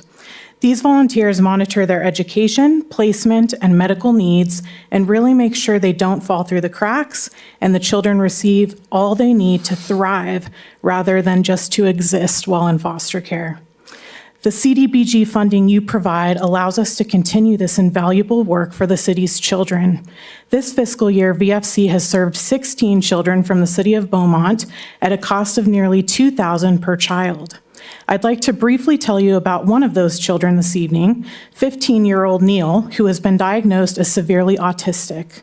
When he came into foster care, he was separated from his brother, and visitation between them was sporadic and not happening as often as it should to maintain their sibling bond. Luckily, though, Neil was assigned to CASA, and she was able to ask the judge for sibling visits to be ordered, ensuring that these visits take place regularly for these brothers, and the issue was resolved. She also learned that Neil had a fascination with trains and buses, so she accompanied him to a local bus stop near his placement, and they rode the public bus together for the very first time. Neil told his CASA it was the best day of his life. I humbly ask that you consider granting our full request. You can make a difference for lots of vulnerable children who benefit so much from having a consistent adult in their life. Thank you for making a difference in children like Neil's life by approving CDBG funds to Voices for Children. Thank you so much. Thank you. Next speaker I have is Megan Grisham. Good evening, Mayor Voigt. Congratulations. And good evening, council. It's good to see you all again. My name is Megan Grisham. I'm the Chief Operating Officer for Boys and Girls Clubs of the San Gorgonio Pass. And after 17 years with this organization, I can confidently say that Camp Kids remains one of our most impactful programs, especially for families who rely on us during school breaks. Out of school time can be a real challenge. Parents are working, childcare is limited, and for many children, home isn't always the safest or most stable environment. Camp Kids fills that gap, offering structure, support, and caring adults who help guide kids through their day. As our partnership with Beaumont Unified has grown, so has the number of children we serve and the level of support those children need. Classrooms today look very different than they did just a few years ago. We are seeing more youth who need behavioral support, more who need help with communication or emotional regulation, and more who benefit from smaller ratios and consistent adults who understand trauma-informed care. Because of this, we now need more trained staff in every classroom to ensure safety, engagement, and meaningful supervision. The reality is simple. When needs increase, staffing must increase. And that is exactly where CDBG funds makes a direct and measurable difference. These funds allow us to maintain appropriate ratios, high-quality youth development professionals, and ensure every child, especially those facing hardships, gets the individualized attention they deserve. Last summer, that support also allowed our kids to experience incredible learning moments, a mobile planetarium, a farmer's market, hands-on ecosystem exploration, live reptiles and sea animals, a magician, and team-building challenges. These activities aren't just fun. They build confidence, spark curiosity, and help kids rediscover joy. One child stands out in particular and has been a part of Camp Kids for the last 5 years. When her mom pulled up, she had let us know that she had recently been adopted and she's settling in, but because of that, there's been some big behaviors. Our staff were very confident that they could handle these big behaviors, and we did. We got to know the family very well. We worked very closely together, and I can say through this camp, she has gained confidence, has blossomed as a mentor herself to younger members, and has become a fantastic artist. She states that camp is her favorite part of club because all of staff come together to make kids feel special, and that she really needed that when she was younger. We know we'll welcome her again this winter, along with 150 other children, counting on holiday camp for connection, creativity, and a couple of weeks filled with warmth stories and some hot cocoa, of course. Your investment ensures we can continue delivering this level of care. CDBG support allows us to staff safely, serve responsibly, create memories, and meet the rising needs of Beaumont families. On behalf of our team, our families, and always our youth, thank you for your continued partnership and support and commitment to giving children a safe and inspiring place to be. Thank you. Thank you. Simone, do we have any callers on the line?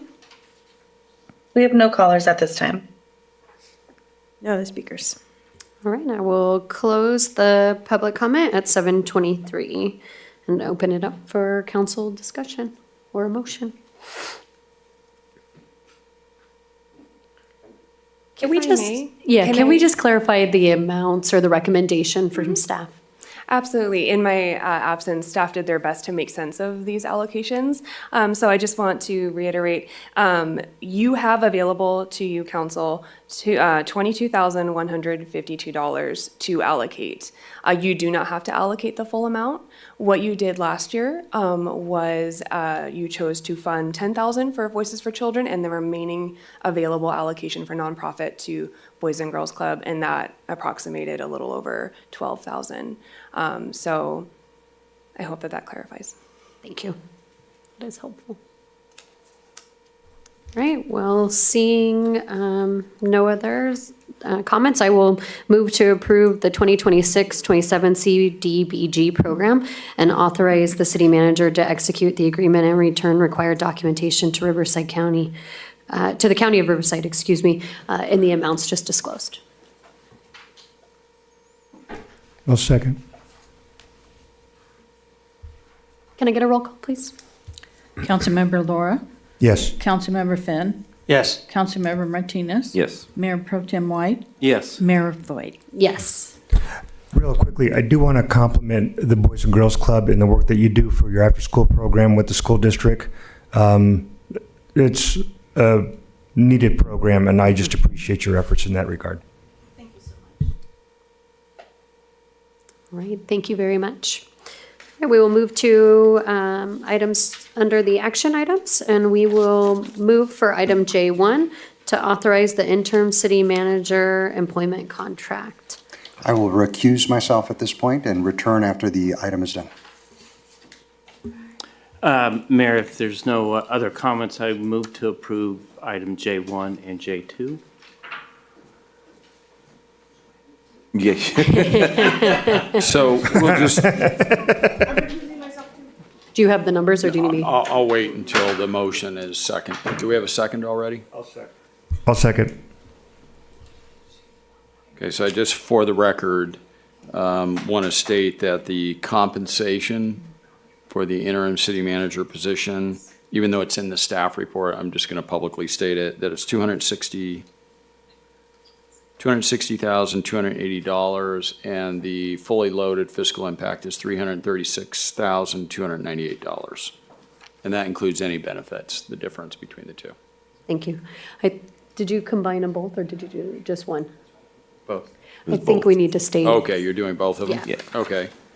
And then on the interim deputy city manager employment agreement, the base salary, annual salary would be $241,633.56, and the fully burdened cost would be $396,561. And that includes all benefits as part of the compensation package. Thank you, City Attorney.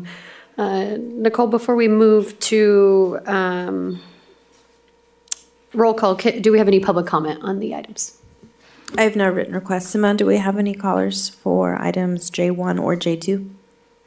We have no callers at this time. All right, the Mayor, I have a quick question. Yes. I don't know if I heard those numbers right. The fully loaded for each one, I got 396 for the deputy city manager. What was the city manager? The interim city manager employment contract, the fully loaded fiscal impact is $336,298. Okay. And the reason the other one is higher? That was going to be my is question. because one is a classic member of CalPERS and one is a PEPRA member of CalPERS. Thanks for the explanation. Okay. Yes. All right, can I get a roll call, please? Councilmember Laura, Yes. Councilmember Finn, Yes. Councilmember Martinez, Yes. Mayor Pro Tem White, Yes. Mayor Voigt. Yes. And if we can bring them back in, we will move on to item J3. That's to authorize the interim city manager to sign a non-binding memorandum of understanding between the cities of Banning, Beaumont, Calamasa, and the Morongo Band of Mission Indians. And we will have this staff report by Sarah Lauer. And Madam Mayor, I'm going to recuse myself. Don't think I have a conflict, but because it includes the city of Banning and I serve as the city of Banning's attorney currently, I'm going to recuse myself on this item. Understood. Hello, council members. So we are seeking council's approval to enter an MOU seeking a joint powers authority to form a regional solution for animal sheltering. The Pass region currently lacks an animal shelter and associated resources to support the pet population. And this MOU is an initial step to support collaborative discussions, sharing operational information, formulate feasibility towards offering these necessary resources in our communities. All right, thank you. And do we have any public comment on this item? I have no written requests. Simone, do we have any callers on the line? We do not have any callers at this time. I will open it up for council discussion. Councilmember Finn? Yeah, question. This is for staff and more of a public outreach question. Do we want to advertise if we approve this to show a little extra effort to our citizens that we understand this is an important topic and we were doing all that we can to work through it? Yes, I believe that would be an important aspect. And this specifically, it is a long-term solution to emphasize that so they don't expect it necessarily tomorrow. Very good. Yes. Okay, thank you. Yes, thank you. And I too want to just state that it's exciting to see this move forward with a regional approach. There's great collaboration that's already been met between these entities. And as you stated, it's going to be a long process. And so this really starts that exploration phase so that we can continue to explore our long-term solutions. So I appreciate the work on this and what's gone into it. If there's no other council discussion, I will move to authorize the city manager to sign the MOU as presented. I'll second. Can I get a roll call, please? Councilmember Laura? Yes. Councilmember Finn? Yes. Councilmember Martinez? Yes. Mayor Pro Tem White? Yes. Mayor Voigt? Yes. All right, and we will move on to J4. Authorize the city manager to execute a service agreement with Axon Enterprises, Inc. for body-worn cameras and the associated software. And we will have a staff report by Chief Ramos. Bless you.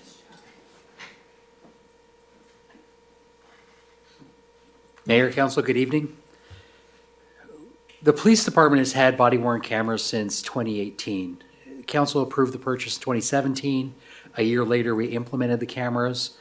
From the get-go of the program, we've been using a company called Intrinsic. At the time, they were a small company, a fresh starter that we were able to get some good deals with, some good pricing. And our contract with Intrinsic ends June of next year. Intrinsic has since been bought out by a company called Wrap. And knowing that when small companies got bought out, the product changes. So we weren't 100% sure we wanted to just commit to renewing with Wrap. And I'm not here to speak negatively about them. I think they're a great company, but we want to pursue other options. Especially knowing last council meeting, we talked about our new mission statement, and one of the 4 main categories that we're focusing on is innovation. So our department has been testing 3 different body-worn company cameras, all that have artificial intelligence in them. And the reason why we want to pursue this is the report writing time for officers actually takes a majority of their day. I always laugh when I watch movies and at the end of a pursuit, there's a big car explosion, a big scene, and then once they put someone in handcuffs, they go to lunch or they start doing their next fun adventure. I know a situation like that, the officer's going to spend the next 3-4 days in the report writing room. So it consumes a lot of their time. Using AI that watches the video and then writes the report and takes notes and transcribes can save so much time and keep our officers in the field where we want them to be, where the community wants them to be. So we tested 3 different cameras, and Axon came out the number 1. Axon is a company that became very popular when they created Taser. And we know what Taser is. They've been around 20 years. It's a company that's been very innovative in the law enforcement field, and now they're doing some great things with AI. And not only does this body-worn camera system have the ability to write the report, and what I love about it compared to other systems is it ensures the officer reviews the report by intentionally removing specific details, where the officer has to proofread it, add those details back. It's a great fail-safe to make sure the officers aren't just cut and pasting from the Axon system into the report. I really enjoy that. But they also do an auto-transcribe using AI. It's a service we pay about $20,000 a year right now. Sometimes interviews, it's important to get word for word what people say, and this is included with this body-worn camera system through Axon. Also, these cameras, because they have AI in them, it gives the officer live translation. They can, by a push of a button, communicate with someone. I believe there's over 100 languages this camera can do, and it's live. Whatever's being said translates for the officer. Whatever the officer says translates back to the person. So it's going to give them more effectiveness in the field. Right now, if there's a translation issue, they have to call a service, hand the phone back and forth, or on a speakerphone. It makes it very cumbersome. So this camera is offering a lot of technology opportunities for us. Another option I really like, just because we know technology ages quickly, you know, if I have my cell phone a year later, it's already 3 models too old. Instead of buying new cameras every year, this contract's gonna, every 2.5 years, we automatically get the upgrade to the newest version. So we don't have to worry about outdated equipment and saving money to try and get to where we should be every few years. This contract already includes the upgrades for what we need. On top of the body-worn camera, there's a couple added features they threw in that I'm very excited about. And one is the redaction assistant. Right now, through the Public Records Request Act, we are getting numerous requests every single day for copies of body-worn camera, copies of reports, and each item has to be manually reviewed for redaction and for, you know, people's names, confidential information, addresses, and it is becoming almost a full-time job for 2 of our record staff. This system will automatically redact the reports and the body-worn camera footage, and the goal is to save us a lot of personnel time and costs. They threw this into the contract. Also, Axon Standards, which is another program I've been looking at, and I'm so happy they threw it in, is right now, any personnel investigation, any type of personnel issue that's documented is done on paper. We have a chain of command. Those papers have to go through a lot of hands, and over the years, I've seen papers lost or misplaced, and it's chaos at times when you're dealing with very delicate matters. So I like that there's a digital system that tracks every document involving our personnel and who's seen it, who's edited it, and there's always going to be a record of it. Nothing will get lost. Nothing will get altered without a record of it. I'm really excited that we're kind of getting away from paper just being on desks to it can be tracked. I can find out if there's an investigation against an employee, who's doing it, how far it is, what's left for it to be done. I know if it's through the approval process, who it's waiting for to be approved, instead of walking around various offices asking who has it. So it's going to make the entire department just more efficient in general. When we decided, or let me rephrase that, at the end of the testing process, Axon came out number 1. Their AI system was the most accurate when it came to watching the video and writing the report. The officers enjoyed it. It was the most accurate. It's the most efficient. So we got a quote from all 3 vendors. Even though we liked Axon the best, we want to be good stewards of the city's money. So we still got quotes from all 3 companies. Our current company ended up being the most expensive. Axon, not only did they negotiate with us because they understand it takes multiple months to implement a new system, and with our old system ending at the end of this fiscal year and we had to wait for the new fiscal year, there would be a few months without a body-worn camera system fully in place. So they actually lowered the first year price to a little over $9,000, something I can pay for right now out of SLESA funds without affecting mid-year budget. And then the future years is $199,000. Even though it's $199, it's under the city manager's signing authority for general services. I wanted to present this to you as to show you what we're trying to accomplish in the department and have you be part of the decisions on where we're going for our future. So you'll see that Axon's first year was $9,352 with years 2 through 5 at $199,309. The total 5-year contract is going to be $1,005,901.89. That includes taxes, all services, all subscriptions. And what we're asking for is that you approve the city manager to sign the contract with Axon. Alrighty, thank you, Chief. And Nicole, do we have any public comment? I have no written requests. Simone, do we have any callers on the line? We have no callers at this time. Alrighty, I will open that up to council discussion. Councilmember Finn? Chief, thanks, Mayor. Chief, I think this is a great idea. I appreciate the efforts that have gone into it. I do have some questions. Are there other police agencies that you're aware of that use this? Are we one of the first agencies they're contracting with? No, there are other agencies in Riverside County that already have it, and there's a lot of agencies that are testing it as we speak. We're not going to be the first agency. We're not the guinea pig on this. It's a proven program. As soon as I've talked to those agencies that speak very highly of it, it's something I wanted to bring into our testing process. All right, very nice. And then their data storage, do you feel comfortable with their encryption work and all that sort of stuff, that we can feel that whatever data that we're collecting on those cameras is secure and it's not subject to being easily hacked? Absolutely.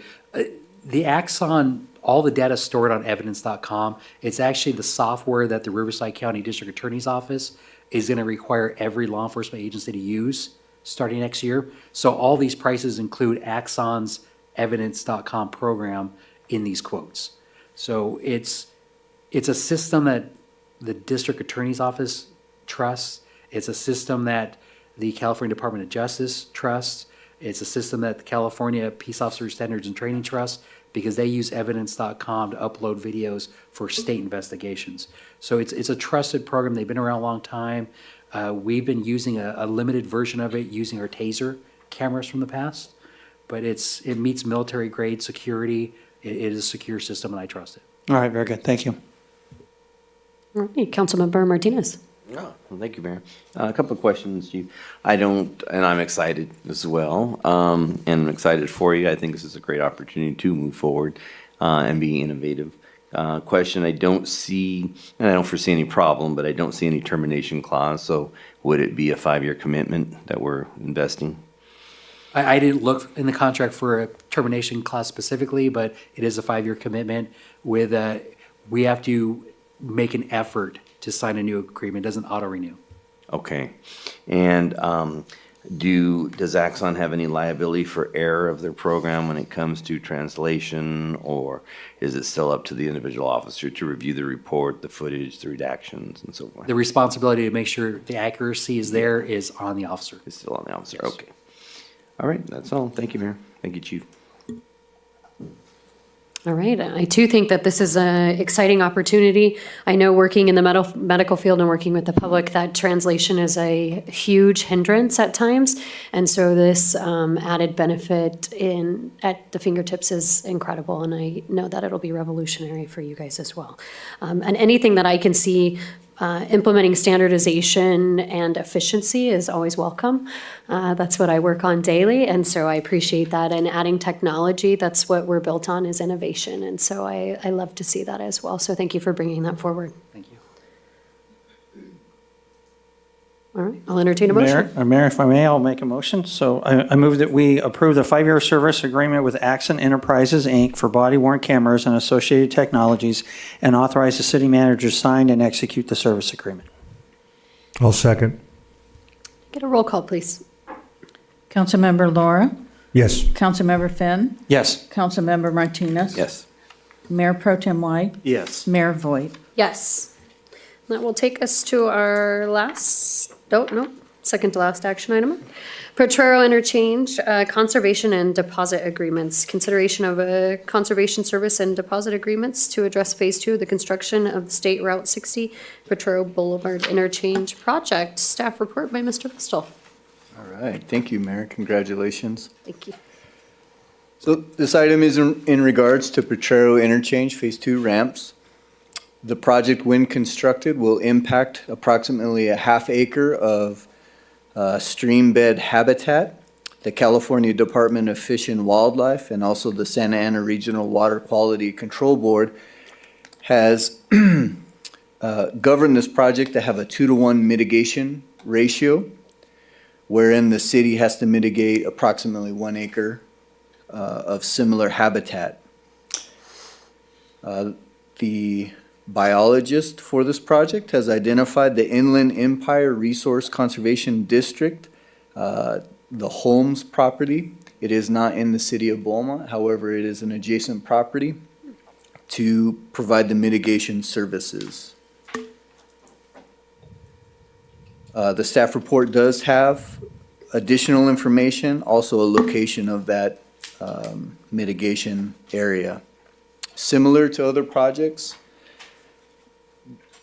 the mitigation requires a financial contribution. In this case, it's at the Holmes property. In other projects, it's been a mitigation bank. In this project, it is an endowment for the perpetual maintenance of it. The total of this agreement is, I apologize,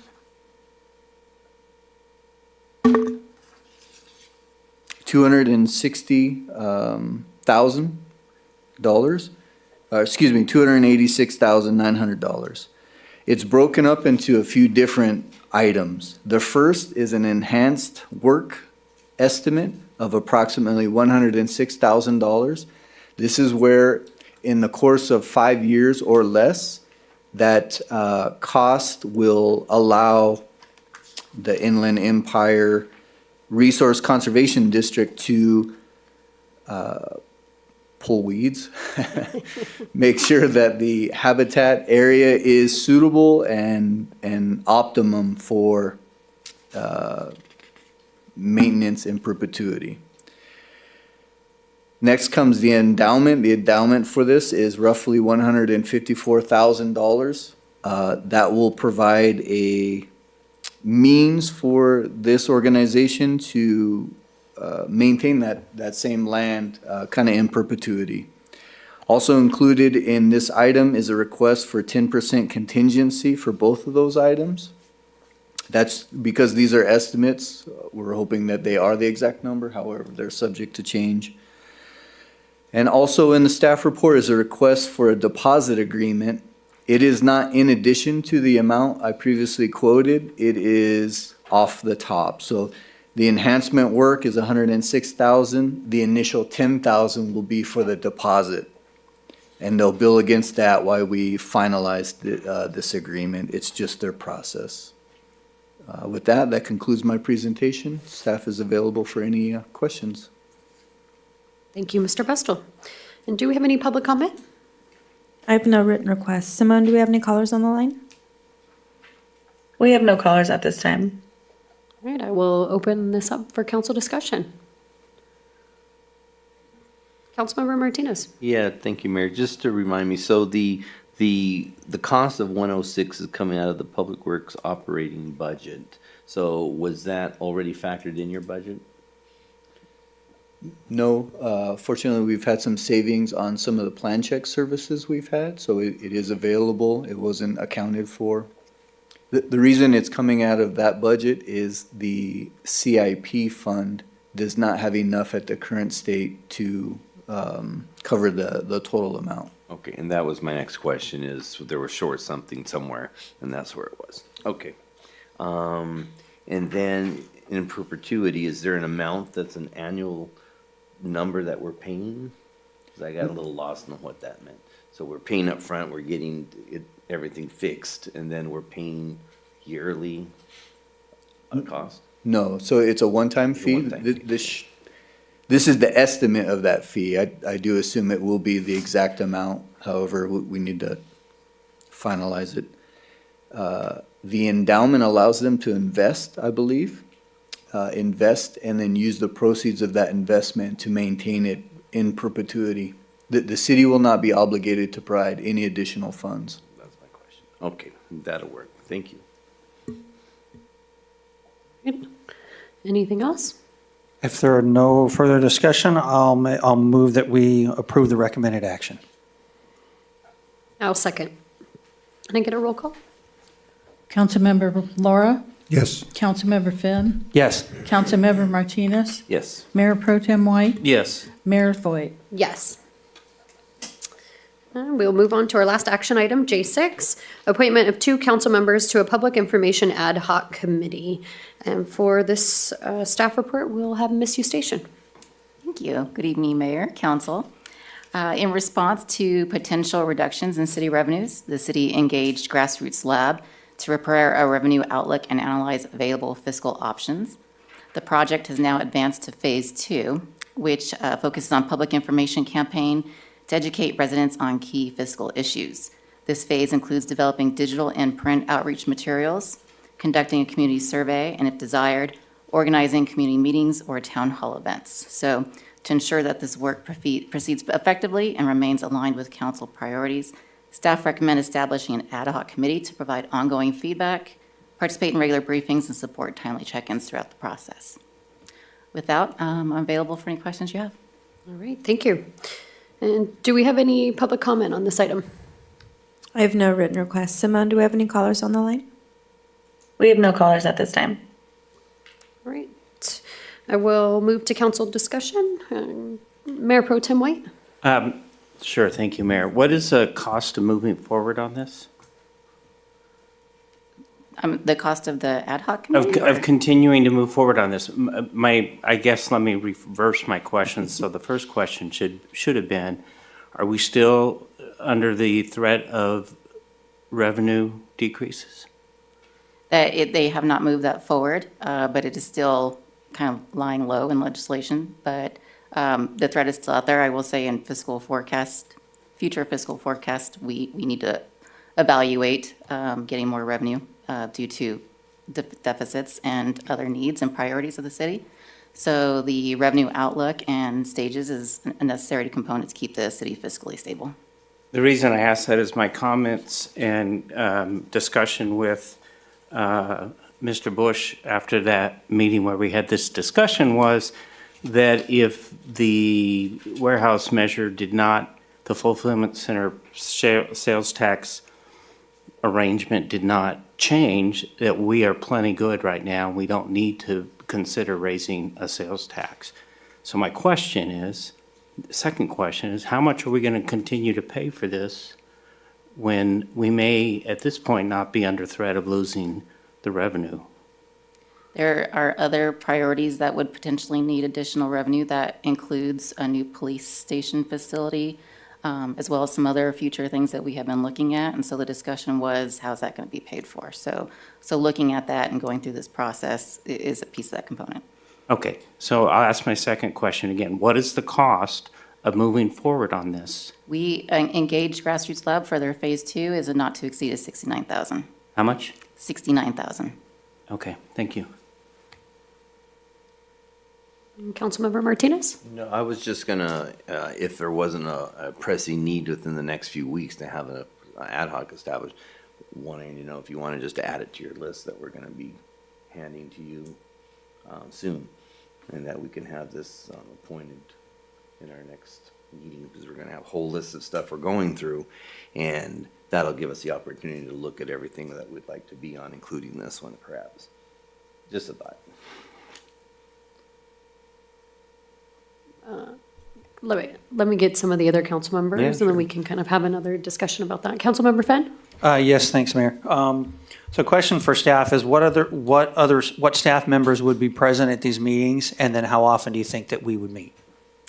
For the first meeting, so it's going to be the consultants, myself, city manager, and deputy city manager, anyone else that they would invite to the meetings as well. Okay. As far as frequency goes, we're really not going to know that until we get into it. We would like to have initial meetings prior to the holidays. So that was the reasoning for putting this on tonight's agenda rather than the next one. Understood. Okay, thank you. And Councilmember Lara? I would support that idea of just adding it to our committee list, and as long as that works with your timing.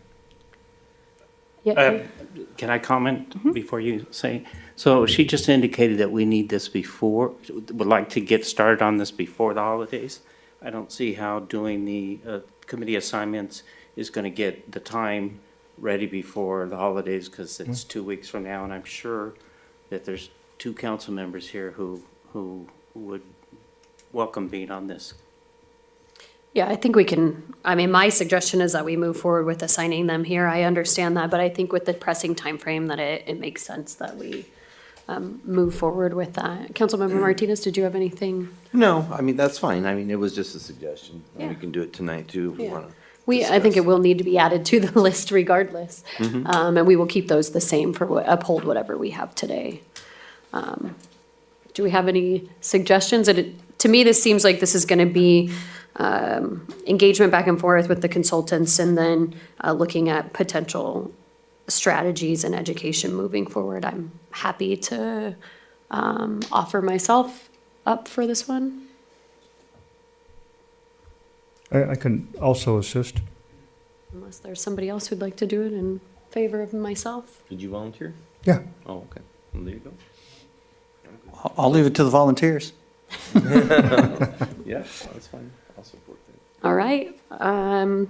Do we need I can make a motion then to add myself and council member Lara as the ad hoc committee for the public information ad hoc. I'll second. All right. Hearing a second from I'll Marcy. second. Oh.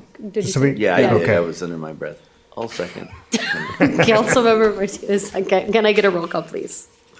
Councilmember Laura, Yes. Councilmember Finn, Yes. Councilmember Martinez, Yes. Mayor Pro Tem White, No. and Mayor Voigt. Yes. All right, that moves us on to item K, legislative updates No further updates. and economic development update. Kirk.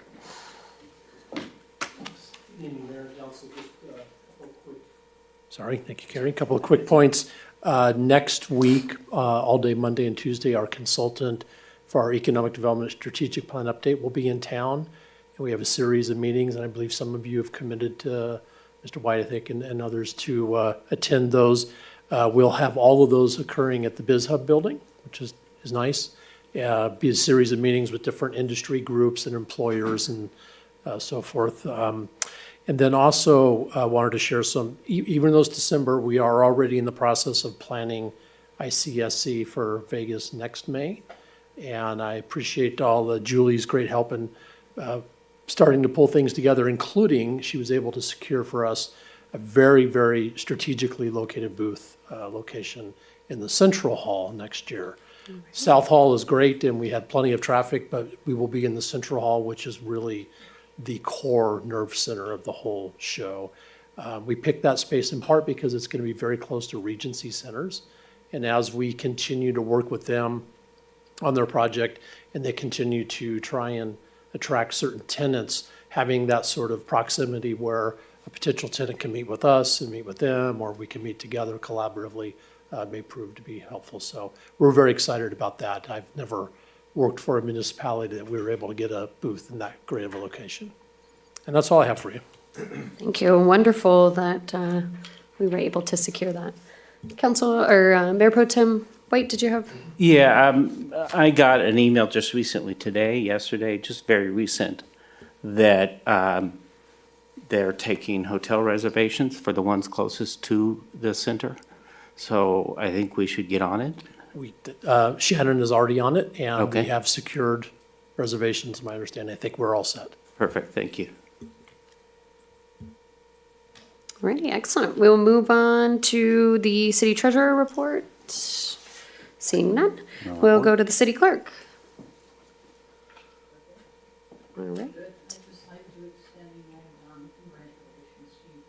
Oh, thank you. Thank you. And we will move to the city attorney. Yes, I just wanted to respond to Mayor Pro Tem White's question earlier during her presentation about SB 707.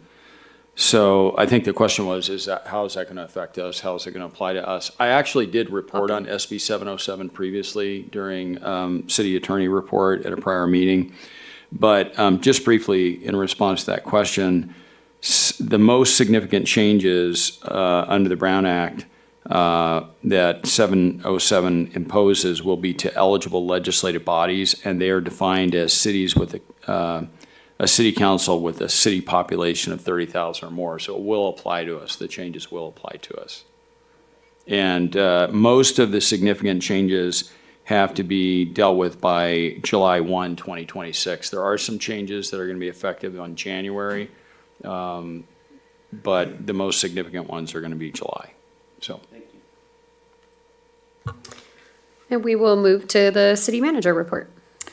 No report, but we will have your monthly for December 16th. And I would like to ask some questions on the future agenda item section.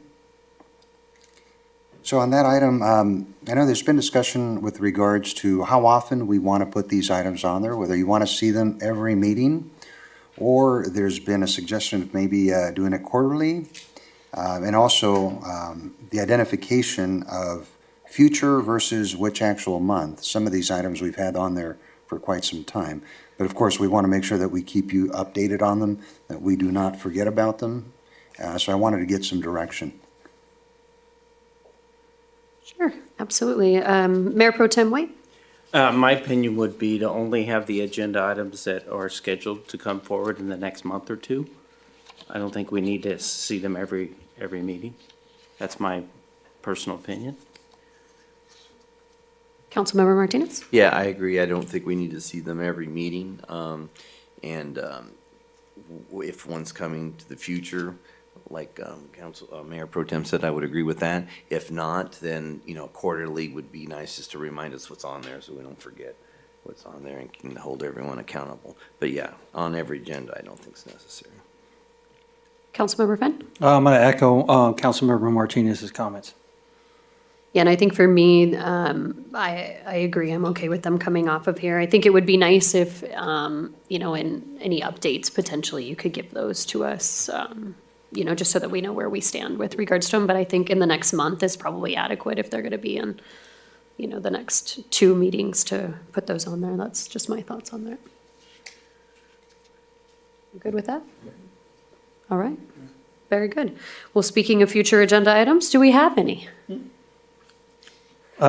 Ms. Mayor? Yes. In reference to the discussion of the vote of confidence for the downtown, development of downtown, I assume we are going to be discussing that then at our next meeting. Are we prepared for that? And then if so, I would like to, if we can have some extra information or as much information as we have to this point shared from staff related to traffic studies for downtown. And by our next meeting, you're referring to December 16th, sir? Yes. Okay. I think we can make that happen. Is the council okay with discussing that then, or did we? Yeah, I think, I know Mayor Pro Tem White had put this on the agenda. I'd like to maybe hear what he has to say about it. No, I agree. I just think that it continues to come up. It's a long-term commitment that we made several years ago, yet it keeps coming up with, maybe we can cut cost on this and cut cost on that to pay for something else. And you can't have a long-term commitment if we don't have confidence that that's the direction we want to go to. Okay. So I'm just trying to get everyone back on, either say, yes, we're still willing to make that commitment, or no. Okay, so does council and staff feel that we can have that discussion with traffic information on the 16th? For the traffic information, do you have something in mind? My concern is witnessing what happened when they repaved 6th Street and went down to 1 lane. I have some information, like personal experience I'd like to share and concerns that I have. And so,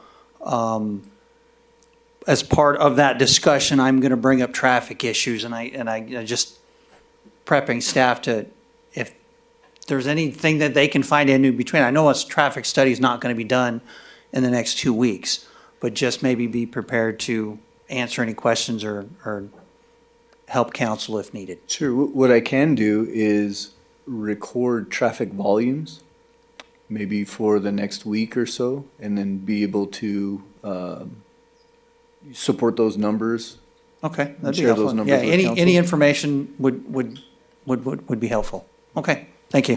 Or maybe bring back I don't know if in the downtown revitalization plan, if we have any information in there regarding the traffic. I think there's some, but maybe bring that back to the forefront. Yeah, there was just a light discussion on it, but all the analysis was supposed to be done in the next Moving phase. forward. Yeah, okay. All right. And then, Councilmember Martinez. Yeah, and so I'll need numbers again. So the last time we discussed with former city manager, we talked about CIP projects, shortfalls, possible moving over of different projects because of shortfalls and so forth. We'll need that brought back as well. Was that appropriate? Well, To bring up shouldn't that be a whole budget and a CIP discussion? Not necessarily a downtown? It's related to the downtown because there's money required for that. Remember, there was the million something that was required. That's what started this whole conversation, was the need of whether we should pull that million out or not. That's really what Actually, started this. I think we're going off topic on Yeah, that, but that was not the discussion was that it repeatedly came up. It wasn't $1 million, it just kept coming up. No, but if you want direction on whether we support downtown, if there's a money involvement, how can I support it if there's money involved? And if there's money involved with shortfalls, how can I support something if I'm gonna get money? Yeah, we need to wait for the discussion. Yeah, I think so far, the council's trying to give direction to staff in terms of What to bring the back. scope of the discussion.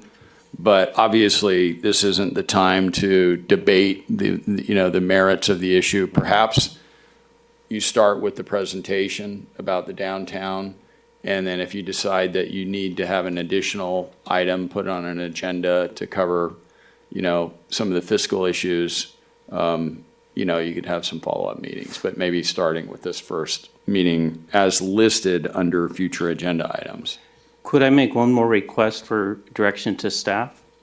I would like to ask staff to invite all of the downtown business members individually. It's something that got the whole process started was when we had a couple of staff members who are no longer here that went and visited personally every business owner, because we need to get their feedback on what progress we have made since we made a commitment 4 or 5 years ago. And one other thing, Mayor, if I may. Yeah, go right ahead. I just want to also ask that the mayor talk to legal and stuff about this vote of confidence thing. Because that's kind of what got me started, is if you're asking me to vote on something, then. Well, I didn't use the term vote of confidence. Isn't it really just a discussion That's regarding what it the is. development of downtown? I mean, We don't need to vote it. on anything. Okay, that's all I need. Not in my mind. Councilmember Lar? Yeah, I think if we're going to get the business owners, we're also going to need the property owners, because in that revitalization plan is going to require properties to be, the use to change and for the multifamily, to see if there's interest in doing that and funds to do that. So I think property owners are also important to that discussion. All right. One last comment. I think we should move this to January. That's what I I was don't think there's enough time I was going to make that decision. I think we should move this to January. There's not enough time to get the kind of participation that we need to get on Either this. that or I was going to suggest a special meeting. That's a big discussion. Second meeting in January? Okay. Can I ask one more clarification? I'm sorry. That's okay.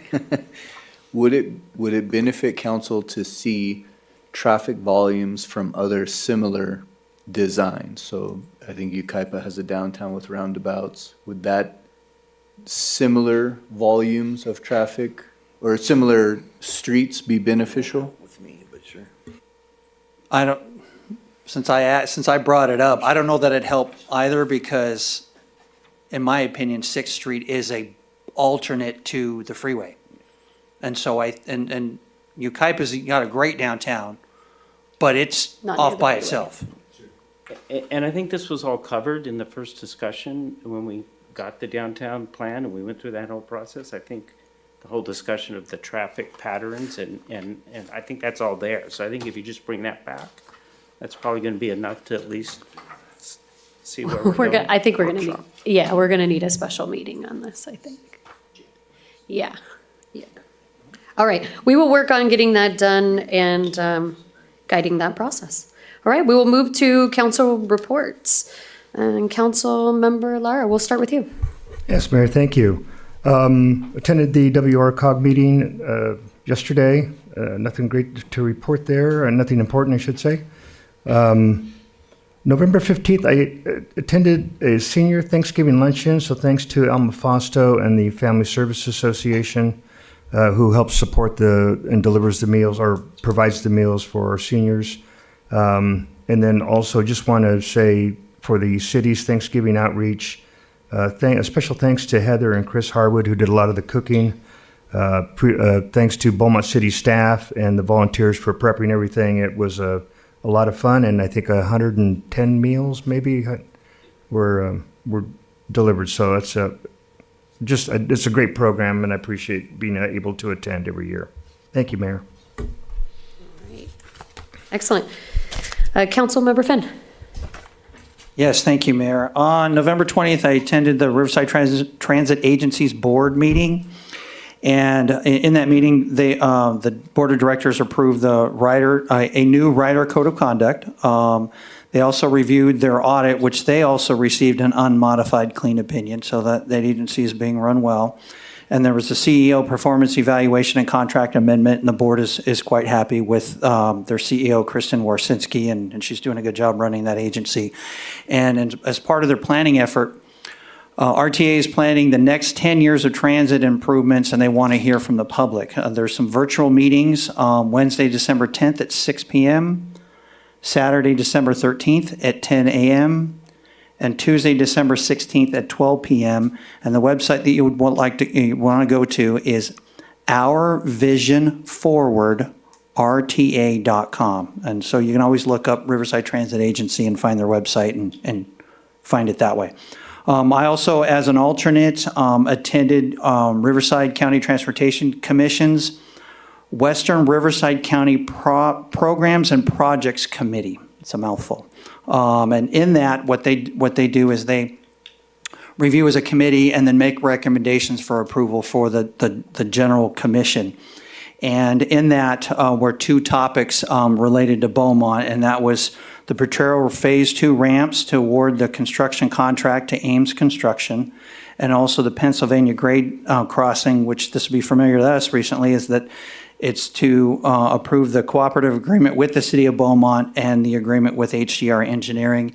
And I want to give an extra shout out to Mr. Robert Vestal, who did show up to help that, because there was a lively discussion that had started from another city council member who had a much larger grade crossing project that got out of hand. And so it was nice for Robert to bring that back to our scope, so appreciate that. And then also in that meeting, there were projects for the Mid-County Parkway, that's Ramona Expressway, Mead Valley Metrolink Station, a mobility hub, and Freeway 215 and Ethan Eck interchange. So Riverside County Transportation Commission's got a lot on their plate, but we appreciate what they're doing to support Beaumont, and that is my report for the evening. Thank you, Councilmember Finn. All right, Councilmember Martinez. Thank you, Mayor. So I attended the Beaumont Cherry Valley Rotary Club Thanksgiving dinner for seniors, and that was a great event. I think over 150 seniors showed up for that. We had RCA yesterday. We had a legislative update. We reelected Chair Kevin Bash from Norco. We had our audit results as no material weaknesses, unmodified opinion, no significant deficiencies, no fraud, no abuse. So very good report on our audit. And our reserve of the month was the Tanaha Corridor. It's 860 acres southwest of Murrieta, and it's known to help promote what we call genetic variation within the species to allow them to breed and promote that variation. There's a lot of plant life, oaks and manzanita rainbow, and then also the grasshopper sparrow, bobcat. There's a newt that lives around there that's got a poisonous toxin to it, and a mountain lion habitats as well. And that's my report. Very good, thank you. And Mayor Pro Tem White. I have nothing to report, but congratulations, Mayor. Thank you. To you as well. This has been a little bit of a dream, so nice to be up here.